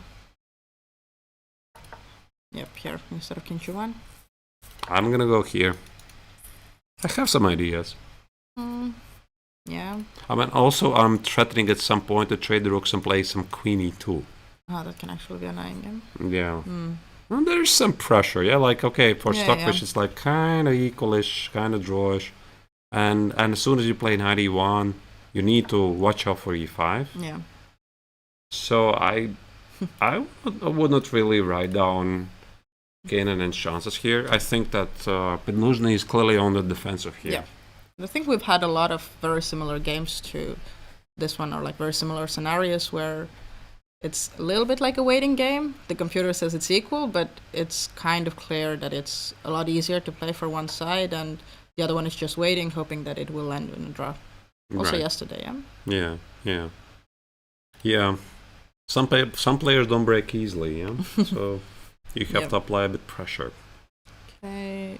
Oh, yeah, of course. Mikkeles Fingers against Hagen Puch. This crazy hooligan game. We have to check. Something very similar happened, because Ooh. So, a lot of red moves is the first thing I see. But So, why we are saying the hooliganic game? Because this was like a pretty normal day in the office. White decided, I'm gonna go for the victory immediately. Play of 3. Don't really pay attention to the double question mark. Like the lines, engine is giving really difficult to pick up. Black played a human move 96. White played queen c2, not completing development, immediately going for the kill. Threat is here at knight g6. Black played knight f5, and white just played g4. Here you go. So, all of this was played, and now come the next moves. So he did take on d4. He did take figured it. it out, kind of, at least. Only move king h8 Okay, if yeah. you don't want to get checkmated. Queen d3. Okay, yeah. Makes sense. Yeah. Engine says strongest move is e5. Forcing things. And like e5, knight g6 takes. Knight Arturs f8. are giving the idea of going g6, yeah? The queen is protecting now from b6. Yeah, by the way, also a pretty important point, yeah? Yeah. So the queen protects the g6 square, and I think you even e4 could work. Yeah, but I think here maybe something like g6 Yeah. also is a move. Not sure. But white decided to be slow. Play queen d3. There was a check. Oh, Now white is suddenly having a pretty good position after king f1. I think it makes sense to put the king on g2. White went king d1. Now comes c5. Yeah, so Butch decided to give check on h4 first before playing e5. Yeah. Actually, I'm curious, where's the difference? yeah, So, because king f1, you're still going d5, and in that case, if Michaelis saw that, it kind of makes sense, because you don't want to be under the pin. Yeah, but it's obviously, again, very concrete. There's the idea. Now I can give you the check and trade the knight for the bishop. And it does not work. It does not work with the bishop on e7. So Yeah. with e5, knight g6, takes. Now this check is pointless. Yep. And if you play knight g6, there's got to be something. Oh, that's nice. Yeah, okay. Knight f3, queen f3, queen g6. The king is so weak. Yeah, the extra exchange doesn't really matter. Actually, there's no safety anywhere for the Yep. king, yeah? Alright. So this is what happened. e5, knight g6 check. Yeah. Takes. Queen h7. He went for the same idea, but the king is not where it's supposed to be. It was supposed to go on g2. G2, yeah. Oh dear. He had a chance, actually. Now, Now the king is super weak, yeah. this is very weak. Okay, and I don't have any type of perpetual as well, yeah. It's just... Yeah, I don't see any perpetual. Like, I mean, I'll try, yeah. I mean, you can try. You can I try. have to, otherwise, yeah, you have very concrete Check. threats. Here, check. Wait, it already. Wait, No, nothing check happened yet. here. Yeah. I think I can play king g. There's no check. There's no check, and yeah, queen b3 is... Or queen d3. I'm not both of even them. sure which is a more senior threat. Like both of them look killing basically. Yep. Unless black is gonna blunder to a perpetual somehow. I don't think Yeah, he's but gonna do f3 it. is hanging as well with the check. Everything's with the check, yeah. All right. Anyway, impressive game by Butch. Yeah, even if there are some misses according to the computer, I think, like, human-wise, it was...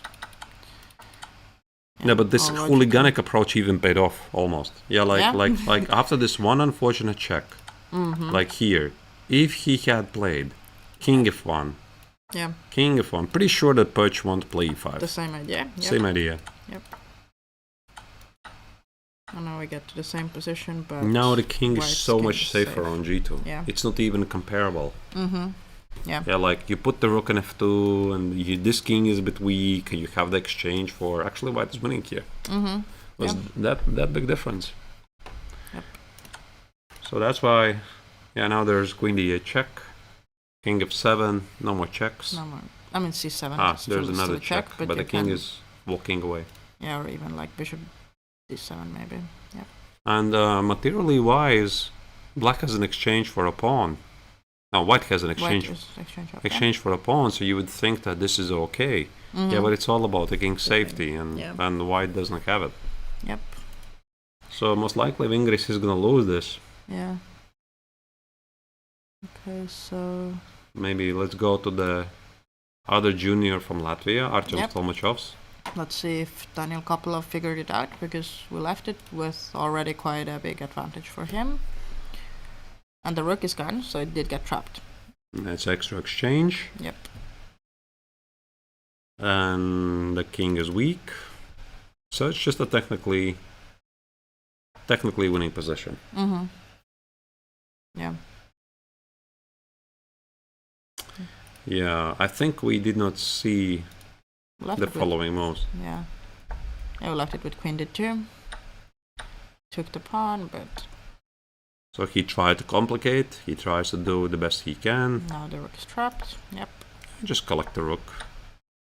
That's a nice trick. Funny way of giving it away, yeah. To keep the strong bishop on d4. Yep.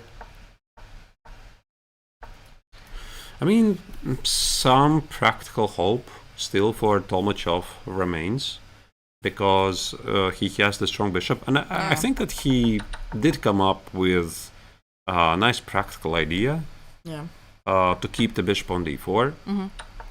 And also Kopilov is down on time, like he has only 10 minutes. Yep. Yeah, versus 30, and if he somehow manages to keep it going, maybe, just maybe, he's gonna find something, but objectively no, objectively it's just dead lost position. Yeah. I guess he's hoping that maybe some knight d5, some, I don't know, some ideas, but okay. So, what else are we seeing after this? I think we skipped. Yeah, we skipped that one. We skipped board number 4. Yep. Thomas Laurushas, I forgot about him. Not on purpose. Yeah.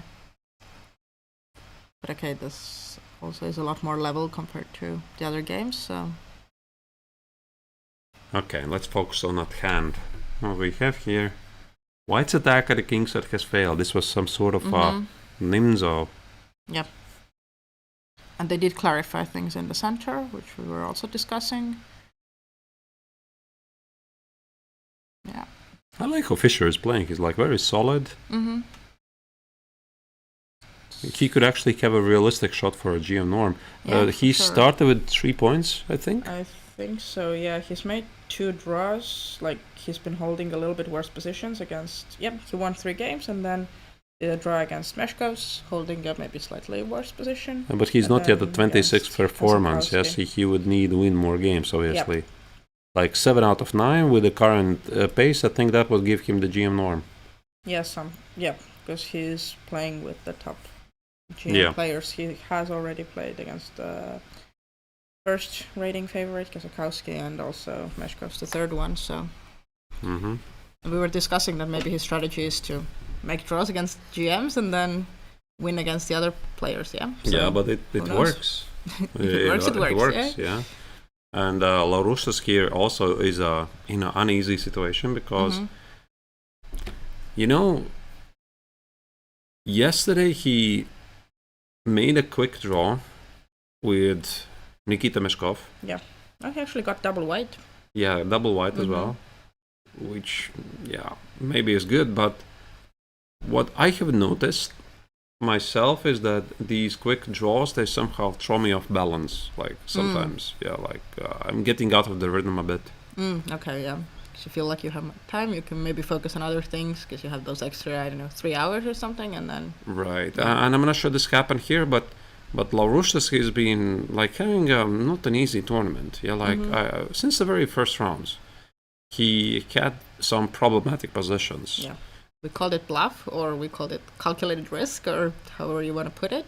Right. He got the job done, but...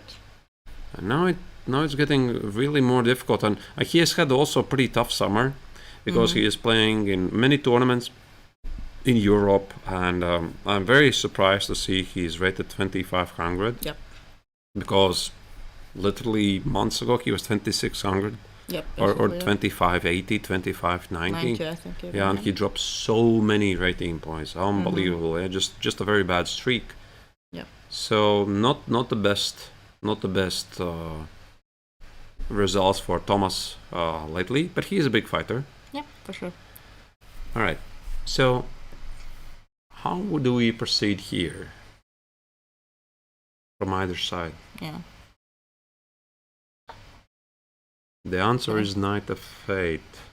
So Fischer again tries to play safety first, I guess, which we Yeah. have seen from him quite a lot. Like, I mean, visually, I don't like this move because I have a rule: you never remove well-placed pieces. Yeah. And the knight on e6 was standing pretty well. Mm-hmm. But as you said yourself, safety first. Maybe he wants to put the knight on g6, Yeah. somehow fight for that fourth square, trade off the bishops. trade off the bishop, see what happens. And this gives white presumably a small edge. Mm-hmm. Yeah, bishop b1. Yeah, I was thinking about it. Remove the bishop, go for some king set attack. This g4 is always there. Like you want to play g4, g5. That's why the bishop on b1 is staring at the pawn on h7. But the big question is, can you play g4 now? What about f4 square? F4 square, yeah. What if you... I'm not sure about that. Yeah. I don't think he wants to play f4. But the idea is you take it under control. Now you have f5 or g4 ideas, yeah. I mean, theoretically, it's possible. Whatever is this position, yeah, like f4, f5. Suddenly, both players have so many weaknesses in this position. Yeah. No, I don't think this will be played. Like 9g3. I'm just showing you some engine line. This doesn't make any sense, and I think that anyone who is going to get the knight first, like white's going to get the knight on e5, or black's going to get the knight on e4, they're going to have a clearly dominant position. Yeah. But it just visually looks so ugly. I don't want to do that. Yeah. But then again, what do you do after knight g6? Maybe play something like g3? Play rook e1, play it slow. Play it slower and then keep it in mind that... And only then you play Then g4 at some point later. Yep. So there's going to be... I think this game is going to be decided in a time scramble. Okay, rook Oh, e1 they're is... doing fast moves, yeah. Yeah. I guess rook e1 is kind of similar idea to what we were discussing. But what happens if I now try to go to f4? Yeah, my knight on h5 doesn't look the best, so... I think so, yeah. That makes sense. Unless black can make some improving move first. Like something like h6, make a window for the king. But yeah, I think knight f4. Oh wait, am I blundering something on h7? Oh, Takes. I just noticed there might be some tactical motives here. yeah. Okay, you cannot yeah. do that. Yeah. Can you? Actually, what? How does the engine even say this is playable? Yeah, I have to go back, yeah. Thanks. Wait, what? Okay. People don't think like that. Yeah. Like, Yeah. so the point is b takes on h3 is rook c3 and rook e8 is bishop Bishop e8. e8. Yeah. Okay. Right. So LaRoche's has set up a trap, some sort of a trap that there's no knight f4. Yeah, he doesn't know it doesn't work really, yeah. Yeah. But okay, I don't have to go knight f4 immediately. No, you don't. But I'll bring my queen to help. you know, And I know difference. I think that in these positions, I usually try to apply the rule when you don't know what to do, you could always improve the pieces. And I feel that the e file is somehow important in the position. So why don't I play rook e7? Try to double the rooks, yeah. Yeah, like I think it's pretty normal. But then again, I think I would try to find some counter arguments against it. Like, what happens after bishop g5? Like, do I want to play f6? It weakens the rook. I don't like it. Yeah. So, how about, again, h6? Like, it's just a window for the king. I'm not burning the bridges. Yeah. I am weakening the knight on g6 a bit. But I'm not taking it immediately, but... Yeah, and then I'm going to play rook e7. I will play like this, Yeah. probably. Like, and also, yeah, by the way, knight f4 is still a move. Yeah, because now the tactics don't No, there's no work bishop anymore. h7. This was Yeah. not actually the plan, but okay. Yeah, somehow, I think h6, it looks very logical. Oh, No. bishop c6. Maybe he's trying to improve his queen somehow. Or also... It's a pretty weird move. I guess it's protecting the d5 pawn. Yeah, but where do you want to place the queen? On b8, maybe. Here. I want to go to f4 anyways at some point. I have never been a big fan of improving the pieces at the expense of the other pieces. Like, yeah, I mean, I get it. You improve the bishop, you improve the queen, but the bishop on c6 now is not great. Quite stupid. I mean, it's like a balanced position. They're shuffling the pieces here and there, so I think it's still gonna go to the time scramble, and everything will be decided there. Okay, so from the lower boards, is there somebody we would really want to check? We can see if there's. I see another Latvian kid. Can I check him? Sure. Let's check your Latvians. All right. Here we go. Renārs Moses is playing on board number 9. But you were bad luck. Very bad moment. Yep, with 2 seconds as well, so I think that's the main issue, maybe. So, he's been working on chess pretty hard lately. How old is he? Because I haven't heard his name. I can check. 16, 17 maybe? Not entirely sure. They're more or less the same age, all of them. Yeah. 2009. So, yeah, I guess it's... Okay, 16, yeah? Yep. All right. That was the concrete issue. Yeah. And now he's just losing by force. Yep. There's okay. Nothing to do. I'm so sorry. Yeah, he was actually doing pretty well. Yeah. Like, he had there was some crazy action going on. He had a piece. Black was going for, even King G. What is King G1? No, you were wanting to see the brilliant moves that are actually brilliant. I think that's... Yeah, but what's the idea? Okay, it's a bit chaotic here. Yeah. And it was pretty much balanced. Actually, White had the extra pawn. Yep. He had the extra pawn, but it took him all the time to figure it out. This was the position. Rook b4, e3. Vartiovara was clearly playing for the clock. Yeah. He's a fast player as well, I think, so... Yeah, rook e4, human move. Again, you shouldn't... it's a one-move blunder. That's gonna hurt. And now just rook e8. Yeah. Oh, dear. Rook d1 and rook e1, yeah. That's the time scramble to you. So actually here, okay, I understand that rook e4 is a human move. And after rook e8, well, you can just take it. Yeah. And play like rook e1. I don't think you should lose this. Like this is a pretty decent position. Might be hard to win, but... No, I mean, Black is very active, but White still has the pawn, right? Yeah. Why would you lose this at all? Yeah, no, that's my... I mean, he just didn't see the tactic, and if you don't see the tactic, then rook e1 also makes sense. Unfortunately for Latvian fans and Renārs and his supporters, and of course for Oliver on the contrary, big victory. Time management unfortunately cost here Renārs the game, but he was fighting well. Yep. Okay. When we checked all the Latvians, let's check one Estonian as well. Sure, you got it. There is only one maybe on the top four, so there's not much choice. But also Denis Andriashkin, he has been doing surprisingly really well, yeah? He lost the last game against Bogner in a complicated fight, so definitely not 2100 objective, or actually rated, yeah?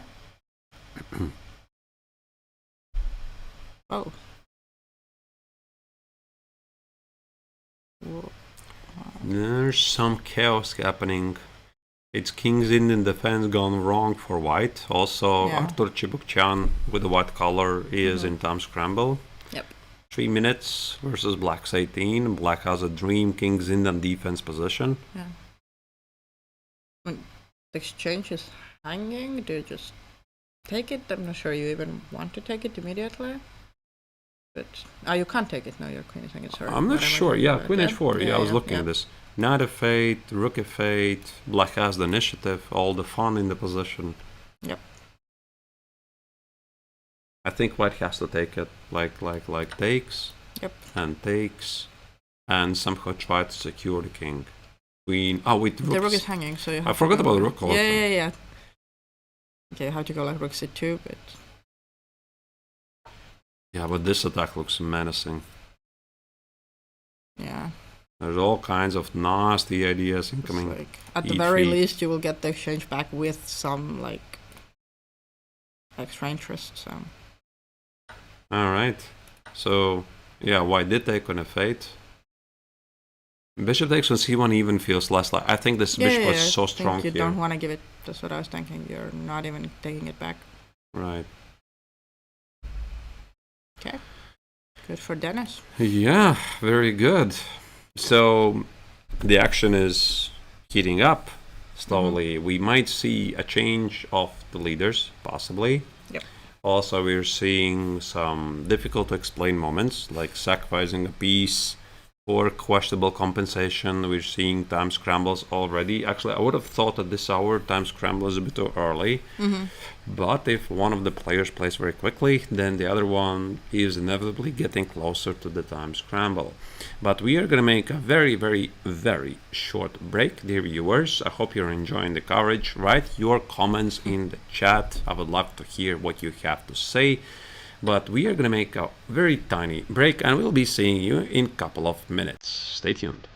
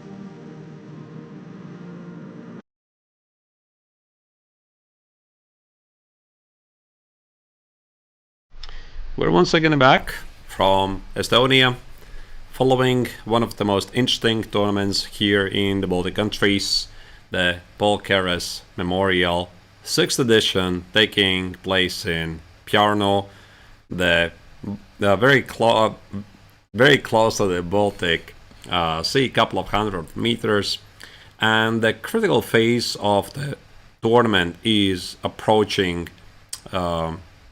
us, because this is round 6. The time scramble is very close. So let's delve in back in the action. Yep, let's go. All right.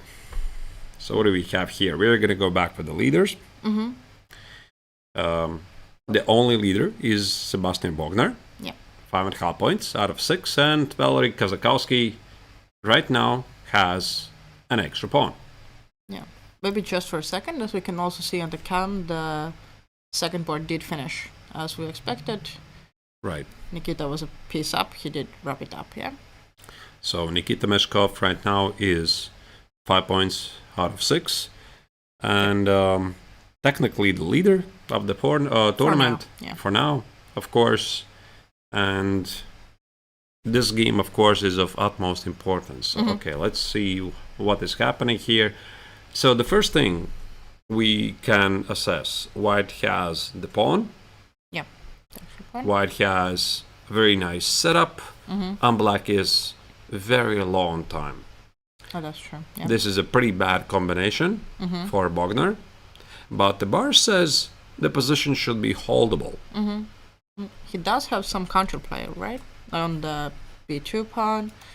The d5 pawn is also okay. It's a passed pawn, but I have light scored bishop. I can try to capture it somehow at some point. It's not moving forward yet. Yeah, it does look like he can at least try to hold this.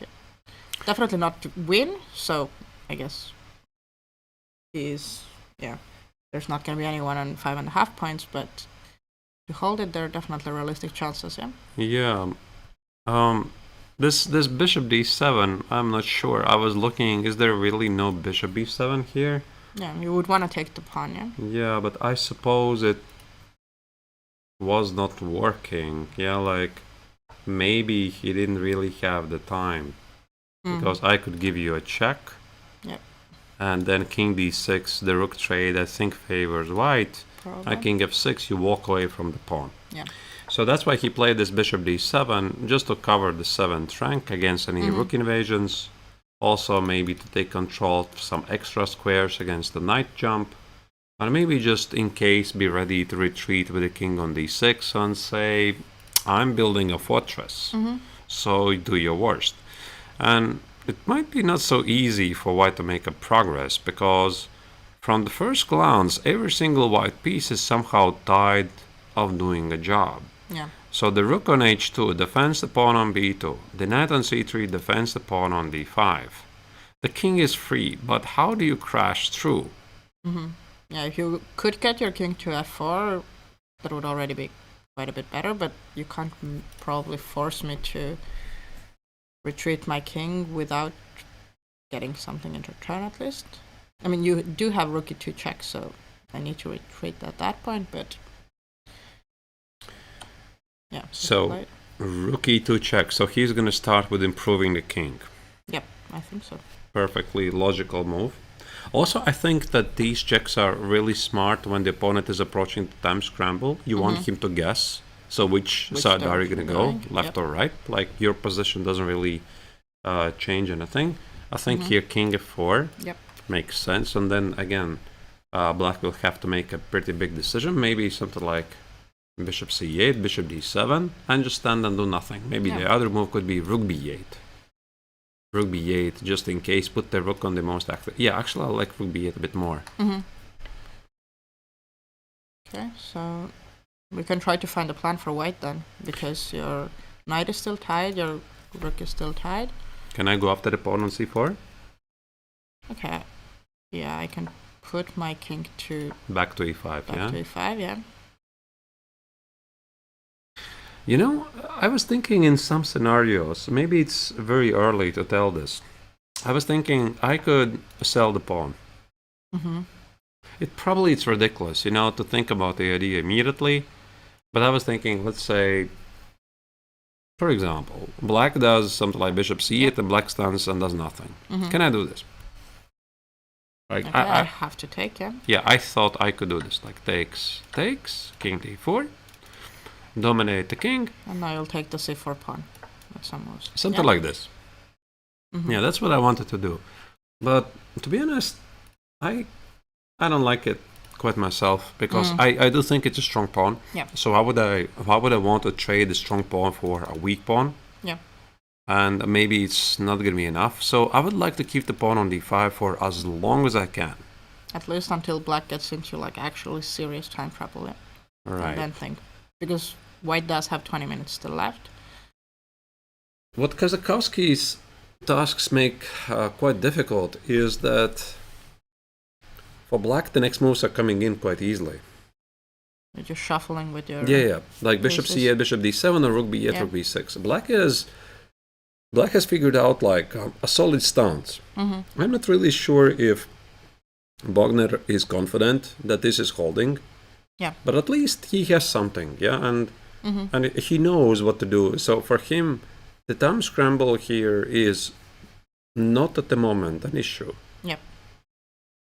At least until Valery decides to do something more radical or something very concrete, yeah, where black would actually have to calculate. So, how do you make a progress if you're white? You need to activate the rook. Yeah. So what if I try to like, it's a very long plan, but I will take my king to protect the b2 pawn and then activate my rook? That's what I was thinking about. Yeah, like I could walk all the way back and activate the rook. And this is why black is most likely already ready to organize a counterplay against the pawn on g3. Yeah, so now you're probably not in time, yeah?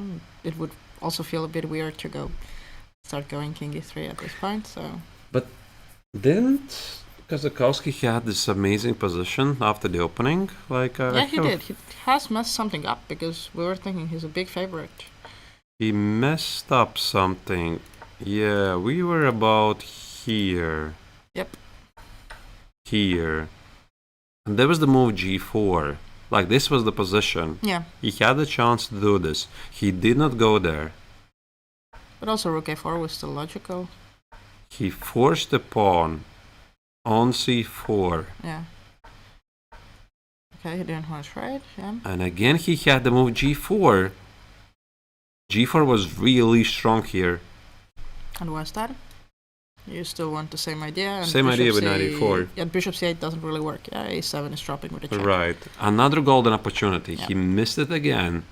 I think Bogner saw this. Yeah, now there's no g4 anymore. Yeah, he saw this. g3, rook h2, king g6. I suppose you cannot take on g3 because white is crashing through. So there's a fight for some central squares, and from here, okay, there were some human mistakes from Bogner's side, but this is how they got there. Yeah. So either way, all the time Kazakowski was pushing. Like at some point he was very close to winning, maybe technically already winning. Yep. He did not pick up g4, like he had at least two possibilities. And now he needs to come up with a plan. I'm thinking, okay, can I make somehow the idea of rook h2, king e3, and if you play king e5, I'm gonna play rook h7. Can I do that? Well, let's try it. Yeah. How do I do that? Maybe So start with this move. yeah, rook h3. What? Yeah, immediately rook h3, yeah, let's try. Yeah, rook h2. Again, I don't know what do you do.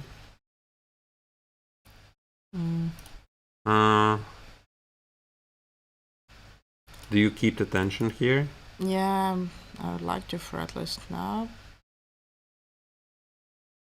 Okay, let's keep the rook here for the moment. So then I was thinking, I want to go here. Yep.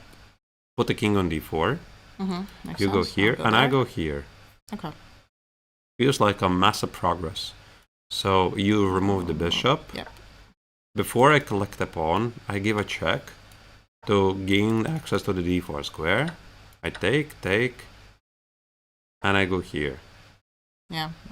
And now I actually can't protect the c4 pawn, so I have to go, rook g2. Yeah, but down there's a mating one. Yeah. Whoops. Yep. Yeah. So something like this, like this is my thought process. I would be thinking like this. I want to get the king on d4. I want to activate the rook. So you want to improve your pieces. Okay, so rook h2 does make a lot of sense. Oh. Rook d2. So he wants to activate his knight instead. Knight d1, knight e3. Which also is logical. Yeah. Yeah, it is logical. I think I would like to check the engine. Oh, engine wants some sacrifice immediately. Engine wants to play knight d1 immediately. Okay, I'll take the pawn. Otherwise, it doesn't really make much sense. Yeah. Check. I have to go king c5. And I suppose take. It might be winning, might not be winning. Yes. Actually, the engine here says this, and now takes. How is this difference? No, this might be just a draw, actually. Yeah, it's dropping I don't like it. I don't like it. Yeah, I don't also think that from like human perspective you would actually go for this with white. Unless you run out of other ideas, you can come back to it. So, Kozakowski can shuffle this for quite a while. Okay. And I think that here Bogner has to be careful not to get in a time trouble. Yeah. Like he can't liquidate. Like he can't trade off the pawns. Yeah. So can you actually try to like defend against, or I'm not sure if it's like defending, but against the knight d1, knight e3, because knight stands a lot better on e3, and then white definitely has made progress, right? So I suppose for this you need the rook on b3 and play c3. So okay, rook b here. Back. That would be my logic. Yeah, and if you go here, then I'm gonna play rook b3. Okay, I'll go up with my king. Let's say you go here, and I want to go for some super activity, like maybe bishop c8. Yeah, and I. No. Okay. Yes. That was the idea. c3, yeah. That was the idea, yeah. I see that check, but there's king c5, so takes. And I won't have time to take an f5. Yeah, that's just a draw. g3 is hanging, yep. So that would be my thought process.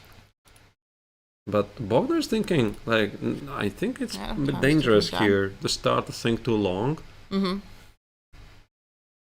Yeah, you have to, like... What else can he be thinking, though? Because it is human, you don't want the knight to go to d1, e3, right? So. And he's not sure if that's a fortress anymore. Like, I don't think he's, like, sure at any given moment. Like, he built up something, but... I mean, okay, but he was also losing, so probably he's, like, at least a little bit relieved this is a position with... Do you think he knows he was losing? He must have felt at least that he's significantly worse. Maybe not, like, losing per se, but... I don't know. Like, I think from his perspective, he was feeling like he's been in trouble for a long time. Yeah. And he's managed to find some sort of holdable position. Like, exactly. I'm not sure he knows, like... Maybe Kozakowski feels like he had some better position before, but like we know, but I'm not sure they know. Okay, yeah. Rook h8. Yeah, some other idea. I think he wants to take over the h file for the white rook.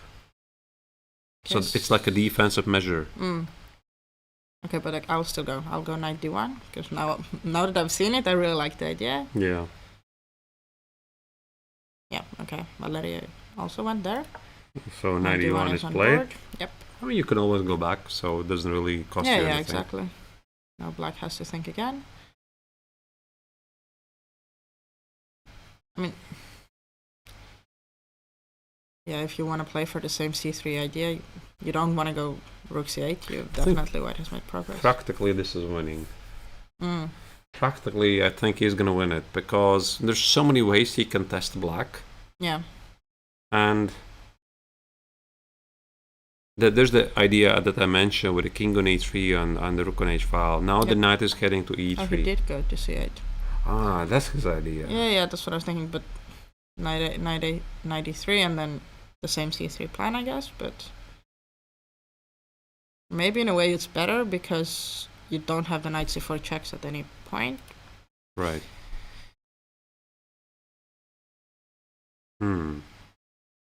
But now the rook is also not attacking b2 anymore. You're not doing any counterplay on h file, so you're kind of tied to with this one idea. Yeah, and see. And what if I play king f4 here? Exactly. I also don't have the bishop c8 waiting move anymore. Yeah, like what's your waiting move? I'll go rook c5. And king f4 is played, by the way. Yeah. I'll go rook c5. I'll try to create some threat. And I'm gonna rook c5. But then I could play knight c3 and rook h2, and I could trick you with the move order. Basically like that's what I'm saying. I mean, practically, this is so difficult to hold. Originally, I thought that Bogner had figured out like something very easy to hold, but the more I'm looking at it, you start to feel his pain. So, just to give you an update, what's happening on the other boards? I'm just gonna check the evaluation. Yeah. Second board, Nikita Meshkov against Krzysztof Jakubowski. Meshkov won. We already announced that. Gleb Pedluzny against Toivo Kainen, and board number 3. The position is level. They exchanged the pieces on c-file, but yeah. Yeah, it's so symmetrical position. Board number 4, Thomas Laurushas against Daniel Fischer. Laurushas, according to an engine, has a small pressure, and clockwise he's doing better. So Laurushas is doing better right now, but Fischer is still within the balance. Board number 5, Mikalis Vingers lost to Hagen Puch. We had already announced that. Board number 6, Daniel Kapilov defeated Artyom Tolmachov. Board number 7, Henry Lachtelma against Dejan Samuil Kostov. It's a symmetrical... No, it's not a symmetrical, it's just a level position. There's not so many pieces left on the board. Clock situation is about even. Artur Chibukchian on board number 8 is losing against Denis Andriashkin. So that's an upset potential, yeah? Potentially, but the position is still quite sharp. The board number 9, Renars Moses against Oliver Vartyavara, we already covered. Vartyavara won. Board number 10, Rao Sharan against Yuri Lapshun is about a balanced position, but Lapshun is a bit lower on time, 2 minutes against White's 13. And board number 11, the last digital board we have, Patrick Alto against Niloman Nissinen. Nissinen is having a slightly better position, but both players have about 5 minutes on the clock. Yeah. So that's the thing we are seeing, and we would like to focus on still the leader fight. Exactly. Because this is where potentially the fate of the tournament leader will be decided. I mean, either way, no matter the result, the leader will be decided here. Yeah, exactly. And they are also the rating men, so rating number 1 and 2 are playing against each other. Okay, he decided to go a5, yeah? Not rook c5, yeah. Now White needs to make some kind of a smart move. a5 or not a6, actually. Interesting choice. Yeah. Like maybe he would have thought that a5 will be necessary later, but okay, he's like, okay, fine. Yeah, he probably couldn't like completely figure it out. He just tried to do a waiting move. Asks White the question again. How are you going to improve? I'm just gonna stand, yeah. I think that Kazakowski is going to have to go back with the knight on c3, but as soon as he does this, there's going to be rook h8. Yeah. Taking away the h2 square. So we get kind of to the same position with some type of maneuvering, yeah, that we had already. With the pawn on a5, basically, as an extra move. Right. Yeah, but what else? Because, okay, knight d3, you would want to make it work, but if it just doesn't work tactically, concretely, your rook is tied to d2, your king is... You got it where you wanted? Yeah. What if I sacrifice the pawn? Okay, I have to take, I assume. I'll give you a check. We looked at this line in a different version, and I don't buy this, but I'm trying to find some ideas. But maybe in this case, the a5 helps black. If it's gonna be some sort of race, it Yeah. might be. But okay, it's a very like hypothetical thinking, but still. Looks quite drawish. I'm not sure why. But what is the pawn endgame even, actually? I could not have gone to the pawn endgame. Where? No, I was thinking like rook f8, but you're G4. going g4, yeah. You're Yeah. not going to the pawn endgame, yeah. But so that's Something like this. I don't know. Yeah, But these it rook should- endgames could be very tricky. Yeah. It's just an That idea. should be a draw. Yeah, it's think it like should be a draw, yeah. drawish. I'm a bit afraid to use the name draw, Yeah. but draw-ish Mm-hmm. could be. But again, I don't want to give up the pawn. Yeah. So, is there a way I can rearrange my pieces Again, yeah. again? I mean, the king now stands at a good place. I don't think you can go anywhere further with it, unless you can put it back on like d4. But Can I give you a Zugzwang? okay, let's try. Wait, but you don't have to do that. I'm coming Wait. to e5, yeah. Yeah, I want to do this. Triangulation. But I can maybe go rook c5 now. I'm not going back. But if with you my play king. rook c5, I play knight c3 and rook And then h2. you I tricked fold me you. again, yeah. Mm-hmm. Yeah, that's the idea. Like, I just want to give you, like, so here, if you play king e5, I'm gonna play king f3. Okay, and I need a waiting move now. But that's the point. Like, I'm not even sure this does any good because there's a check. Okay, maybe that's easier. Yeah. Yeah, that's the point. Mhm. And then I Uh, can go back the next move if I need to. And then I go here. I still got my triangulation. Okay. And if you play a4, I'm ready to repeat that. Yeah. That's I what don't I'm know how thinking. good is Do this, I but- want it? And if you play bishop a4, again I trick you. Knight c3, bishop b7, rook h2. I think this position feels like a progress. Maybe Yeah. it's nothing. Like, actually here the engine says it's nothing. Perfectly fine, yeah. But it feels like at least I'm getting somewhere. So there could be rook b8.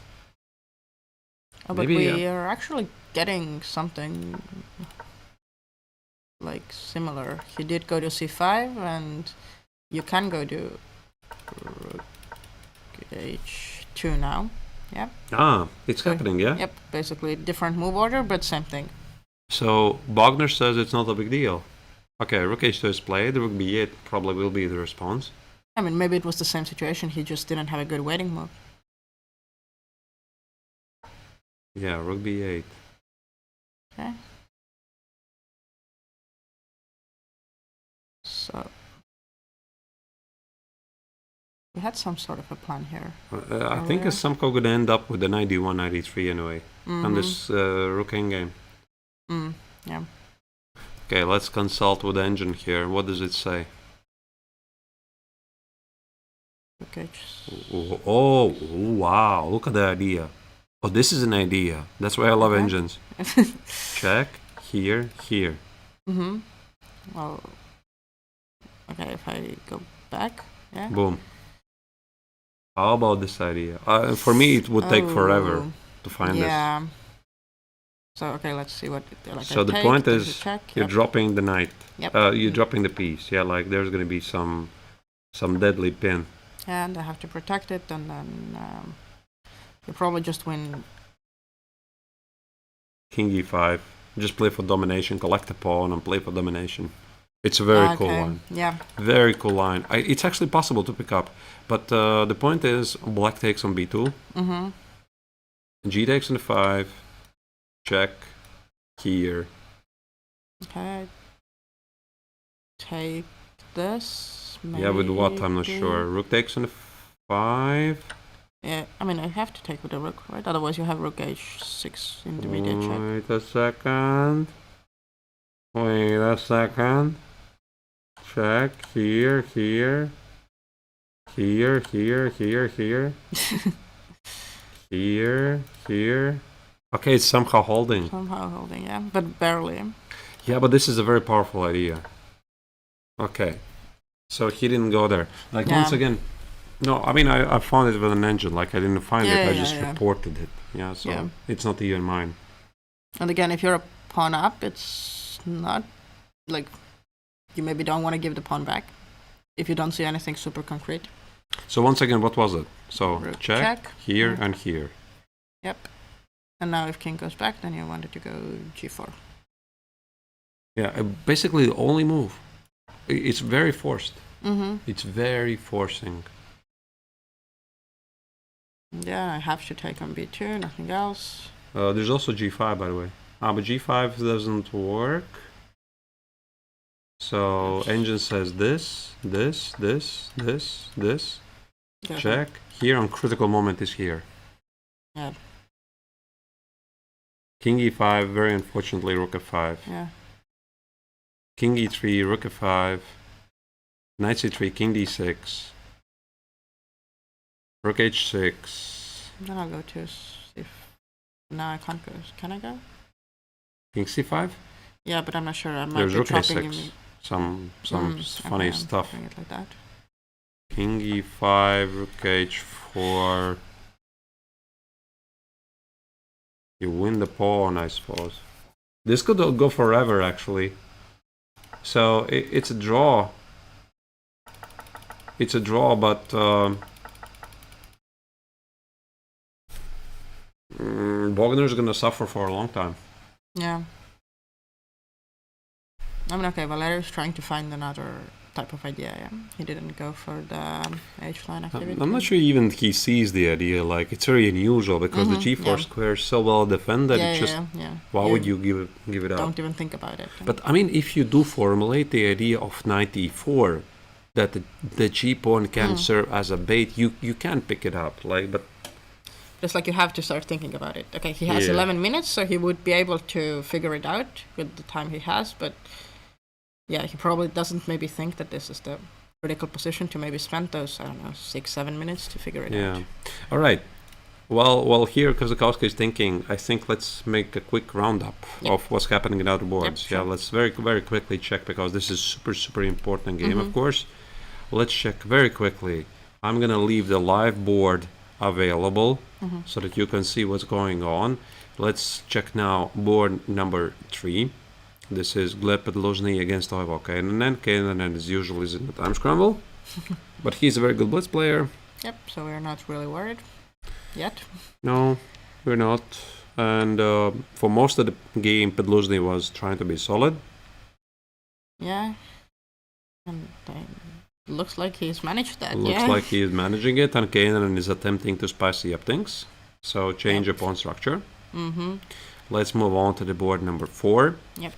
Oh, there's a lot more pieces. Lauruskas has made a very significant progress, and Fischer is in a big trouble here. Because look at this anchored rook on c5, 2 strong bishops. White has carried out his idea of advancement at the king side. Too passive Fischer is in this game. Yeah, also the b7 bishop is not really doing anything. And 1 minute on the clock. This is a very unpleasant combination. For sure. But also, let's keep in mind, Daniel did hold already some difficult positions previously, so we can't just write him off yet. Right, absolutely, yeah. The 7th board, Henry Laktelma against the Jan Samuel Kostov. This is the position. Engine says it's about level. 4 minutes for black, 5 minutes for white. Yeah. But I would say that Kostov is the one who is trying to do some things. Like he has to. He's a pawn up, yeah. He's a pawn up, and he has to connect two pass pawns after all. But maybe it's some concrete issues. You can't keep the pawn that you have. Yeah, and White also is thinking about some of his own ideas. This potentially could be a 3-result game. Yeah, if Kostov decides that he wants to go for the win, yeah, he can always repeat, but probably not maybe yet. Right. Then we have the board number 8. Artur Chibukchian against Denis Andriyashkin. Andriyashkin here has completely winning position already. I mean, he's a piece up, but okay, I guess White takes it. He takes on f5, knight takes on d5, and rook then takes... I'm just quite a lot of pawns up. Like 3 extra pawns. Yep. He's gonna do it. Like, okay, he's down on the last minute. Needs to be a bit careful not to drop these pawns because of the bishop. But also, if you go to the rook endgame, would that be the easiest? Yeah. Knight takes on d5. I think it's very straightforward. And go to the rook endgame. Knight b6, rook f5, 3 extra pawns. Yeah, so he's gonna win it. He's gonna win it. Yeah. Then we have board number 10, Rao Which Sharan. was equal 5 minutes ago, but yeah, 5 time minutes travel. is a Yeah, long time. exactly. Yeah, now Yuri Lapshun is losing because Yeah. here White has pinned the knight. There's going to be a trade. 2 extra pawns for the international master from India. Yep. Yeah, should be. He's going to do it. Yeah, the only hope is the wrong corner, but you're No, probably not getting he's 2 not of gonna the trade pawns, these 2 so pawns. that's, yeah. And board number 11, Patrick Aalto against Niilo Nissinen. Yeah. Actually, in the beginning, I thought maybe they're gonna do a quick draw because they're friends. They're actually, I think, sharing the room. So Really? honestly- yeah, because they're both Finnish actually. I think Niilo is representing Hong Kong, but it's a Finnish name. I think one of his parents is. I from thought Finland. it sounded Finnish. Yeah, I was yeah, afraid yeah. to mention. Yeah, I'm quite sure that he's like mostly at least living in Finland, so they're good friends, I guess. But no, they're fighting it out. Oh, I love it. I love the good old roommate battle. I've done it. I have done Yeah. it. You know, we have, for example, I think, for example, with Nikita Mishko, we stayed together like many years ago. We traveled to some tournaments, and then we have to face each other in a tournament, and then you don't want to speak to each other. It's like, this is your corner, and that is my corner, and don't touch me. Especially the preparation part, yeah.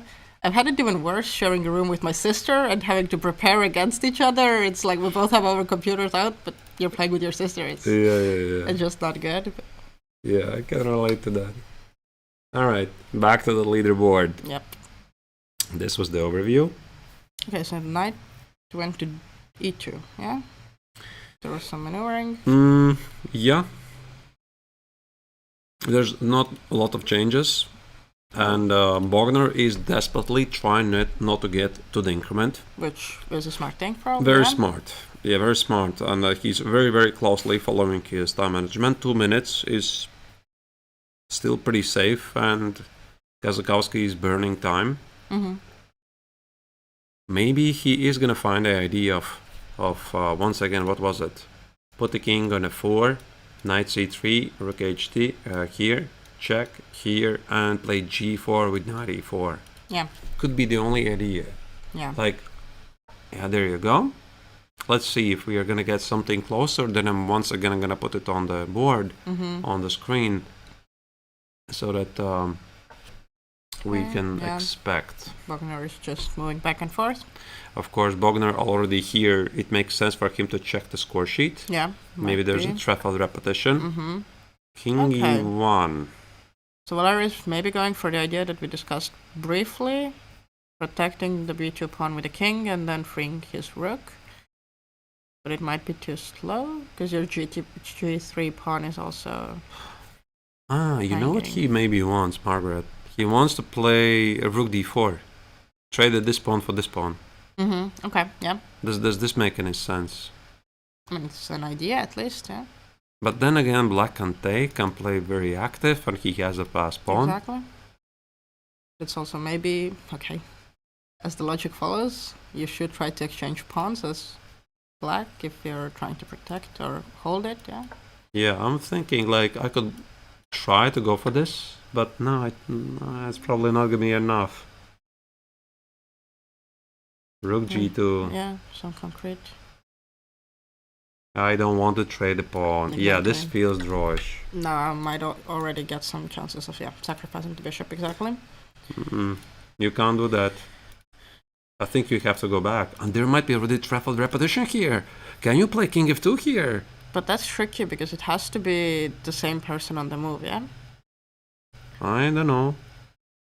I mean, we could check how many times the king has been on f2. The position has been very, very similar for quite some time already. I don't know. I think he was on f. I think it's not yet if he goes back, but... And if you play knight e2? What about knight e2 here? Okay, I'll go back with my rook. Yeah, probably you're gonna go back. I mean, here Engine gives some crazy idea. Engine gives c3.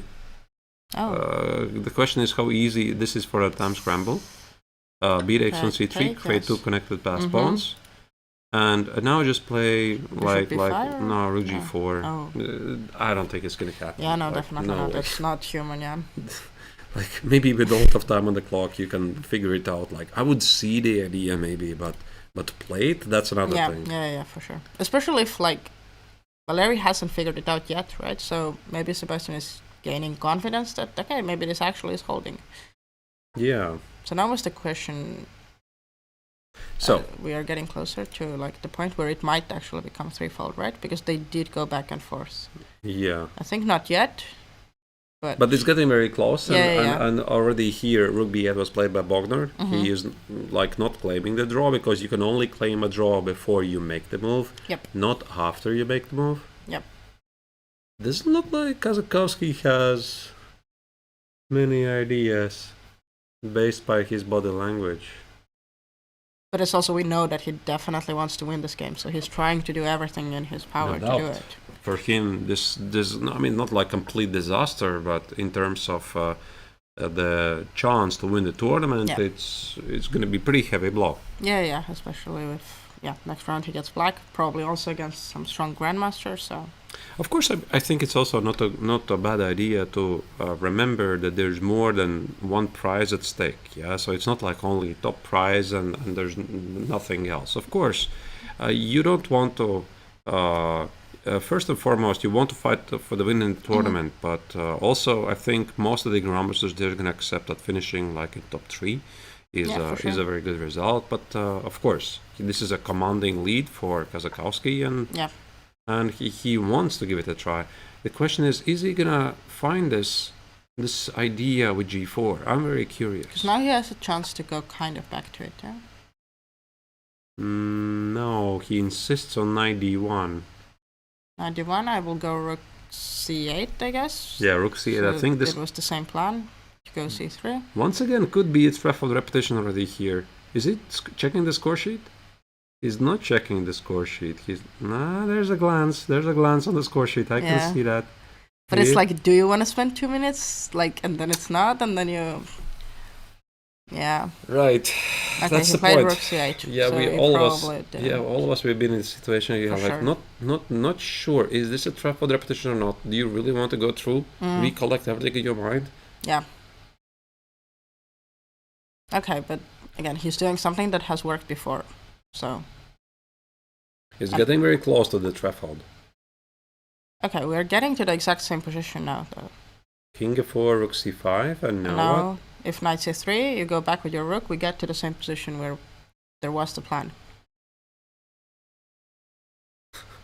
Now there's a discussion in the chat there. They're talking about command hosts. Yeah, it's my mistake. I don't know even who pulled up the hosts command. I have to fix it. Yeah, this is not Anna. This is Margaret.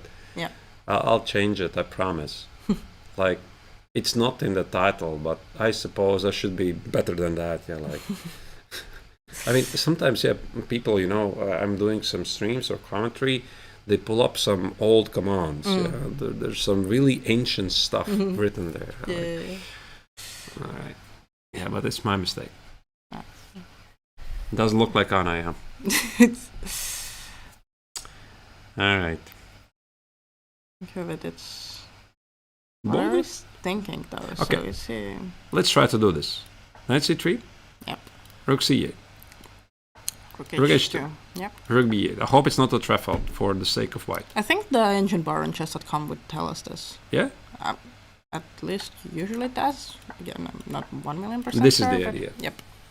This is the only idea, potentially, for Kazakowski. The idea is to play knight e4. Yep. Either this or nothing. The other idea is some rook endgame, trade these pawns or these pawns, but they looked awfully drawish.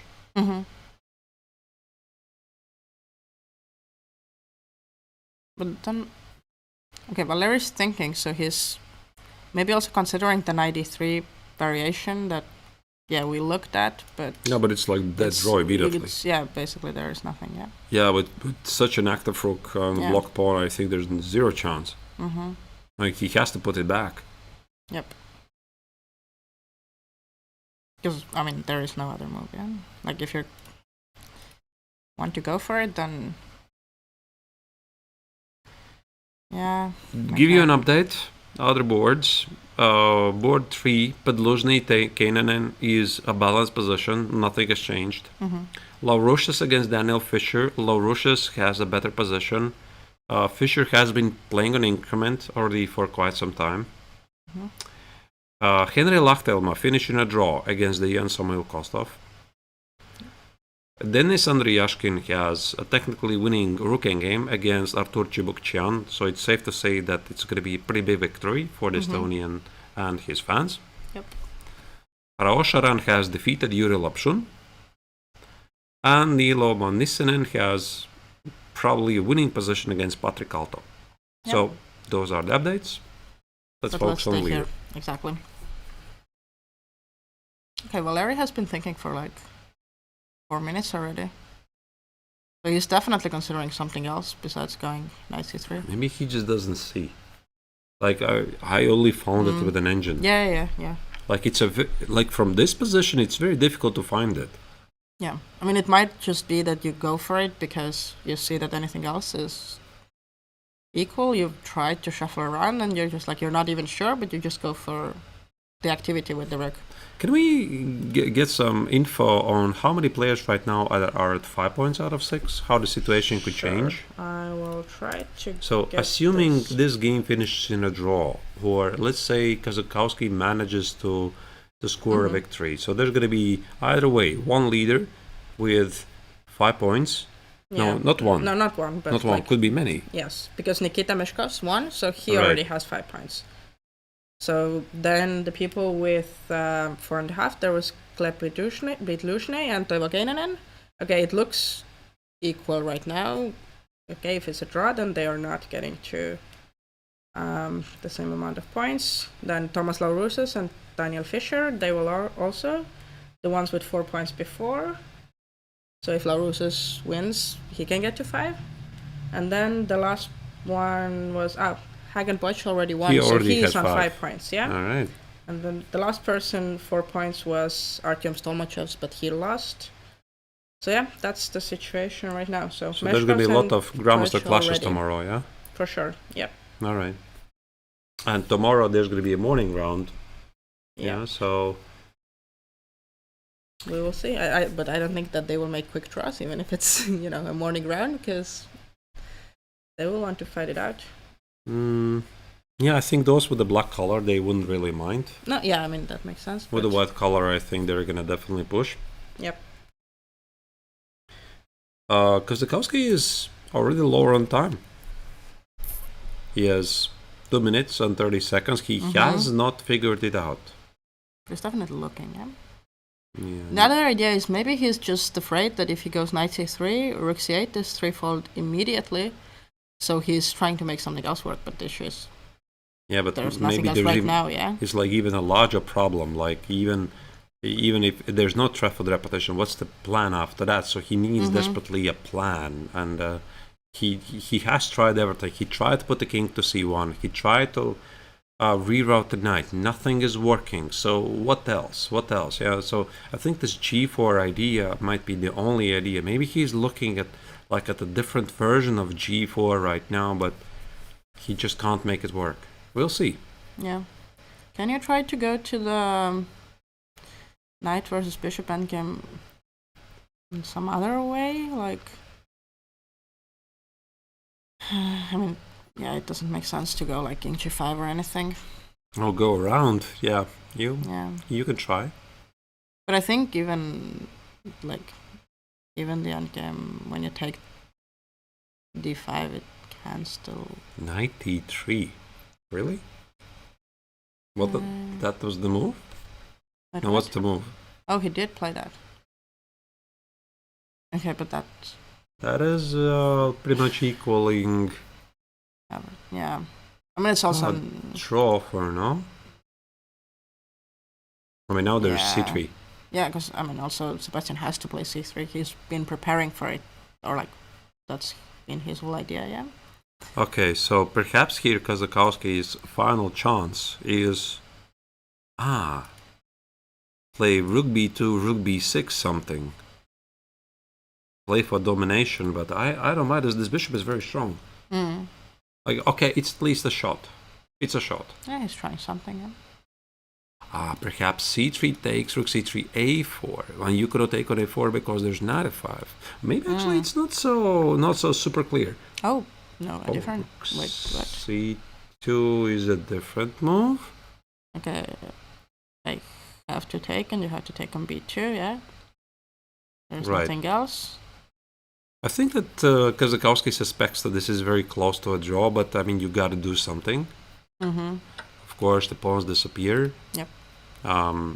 Bogner's strategy is pretty obvious. Trade everything you can trade, mostly pawns. Yeah, makes sense.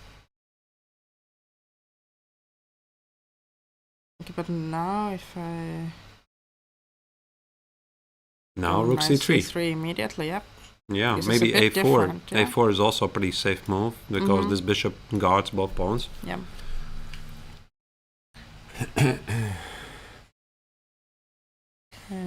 Still not a draw. Let's not draw the conclusions. Yeah. Like, again, it's a drawish, but not a draw. Okay. I think a4. A4 would be very, very logical move to fix the pawn. And Sebastian was reaching for a move, but then he pulled back. Now it's nice we have the camera with the first board. Well, that's Gleb Podluzhny, yeah? Looking at the... Is it?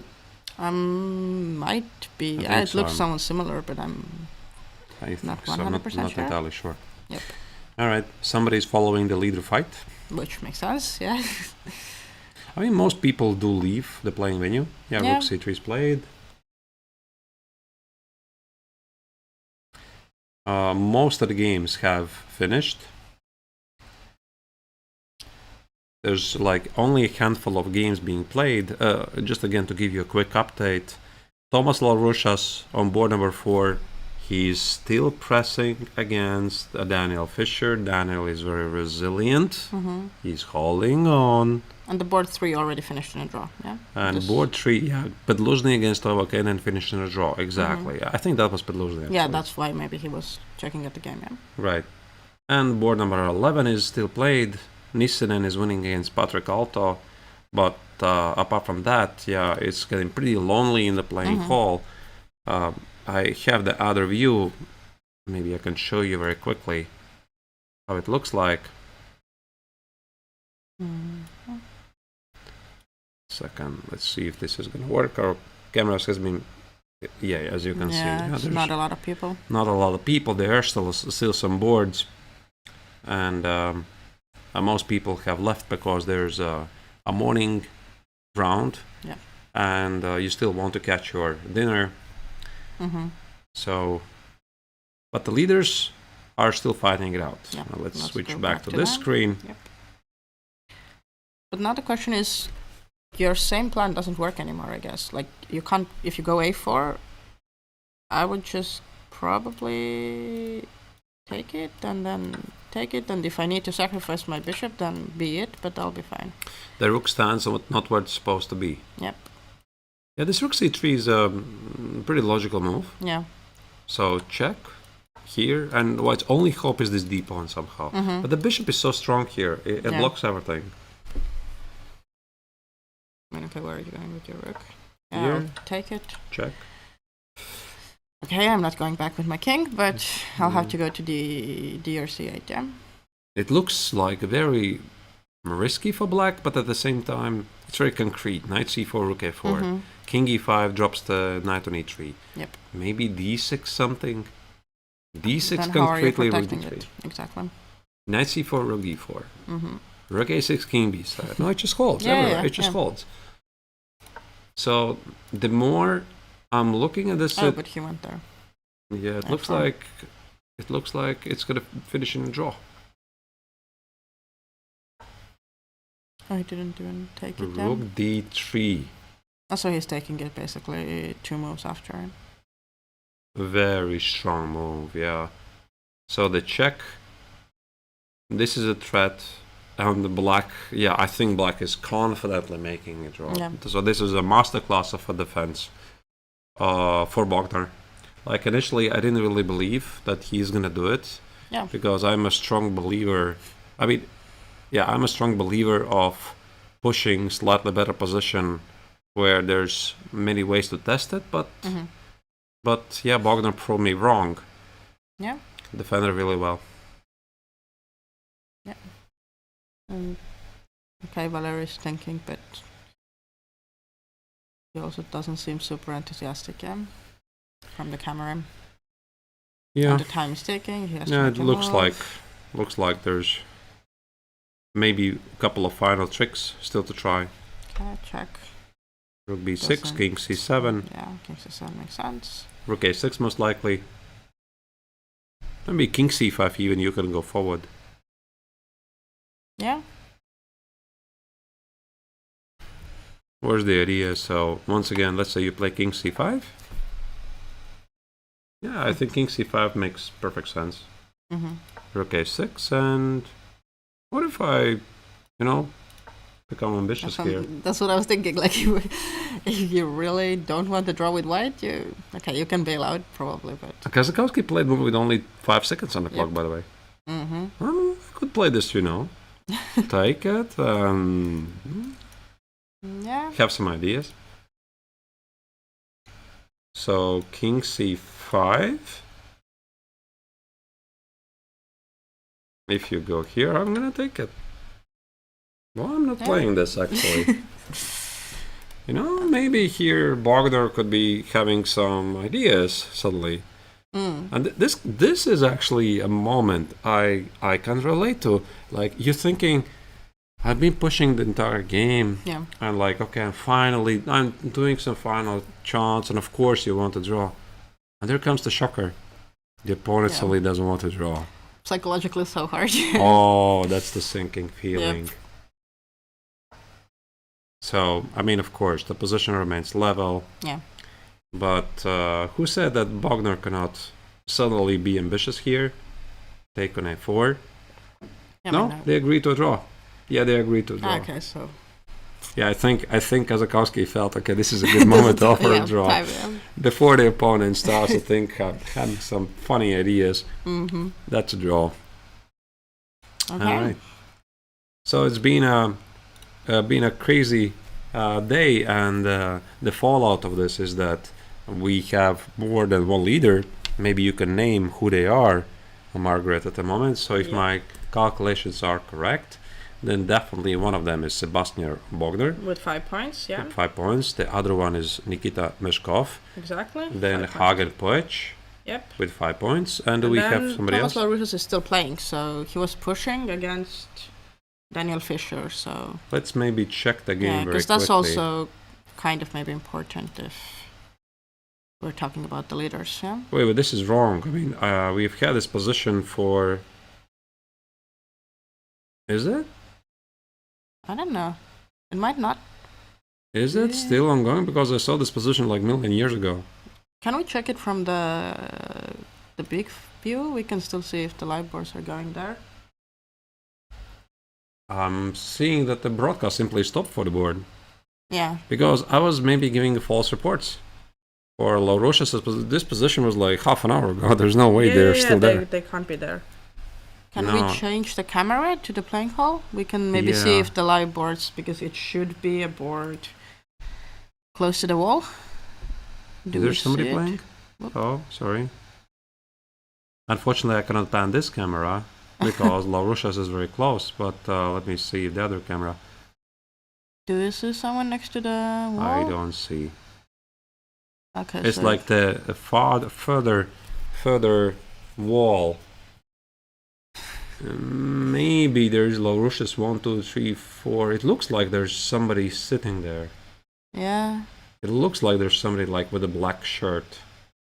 Somebody with a bluish shirt is standing and watching, and somebody with black is sitting, if my eyesight is not failing me. But this is not the correct position. Yeah. No, yeah, it's already changed. I mean, also the time had. But if we can't follow the game, then I think that we're simply gonna wrap up here. So, how do we round up this? It's been pretty exciting day. Yep.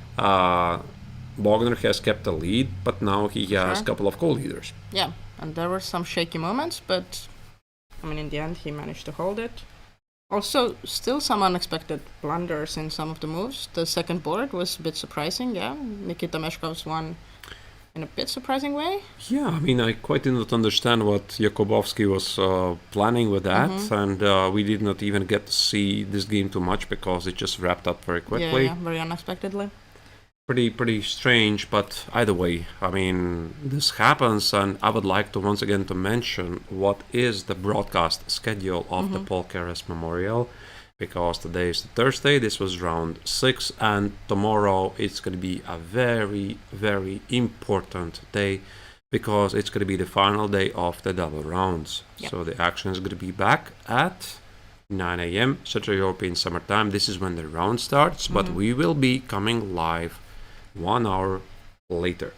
Yeah, exactly. So 11 o'clock Estonian time, and then Central European time 10.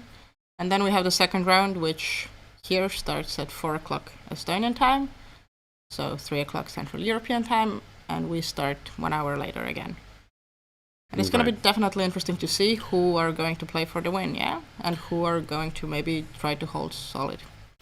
Yeah, you're going to have to see it yourself, dear viewers. We are wrapping up. Once again, thank you to everyone who came over from the Women's Beaches Championships coverage. Hope it was an enjoyable event. We are saying goodbye to you for now. Goodbye from Pärnu, Estonia. And we hope that you're going to come back tomorrow to follow us with live action from round number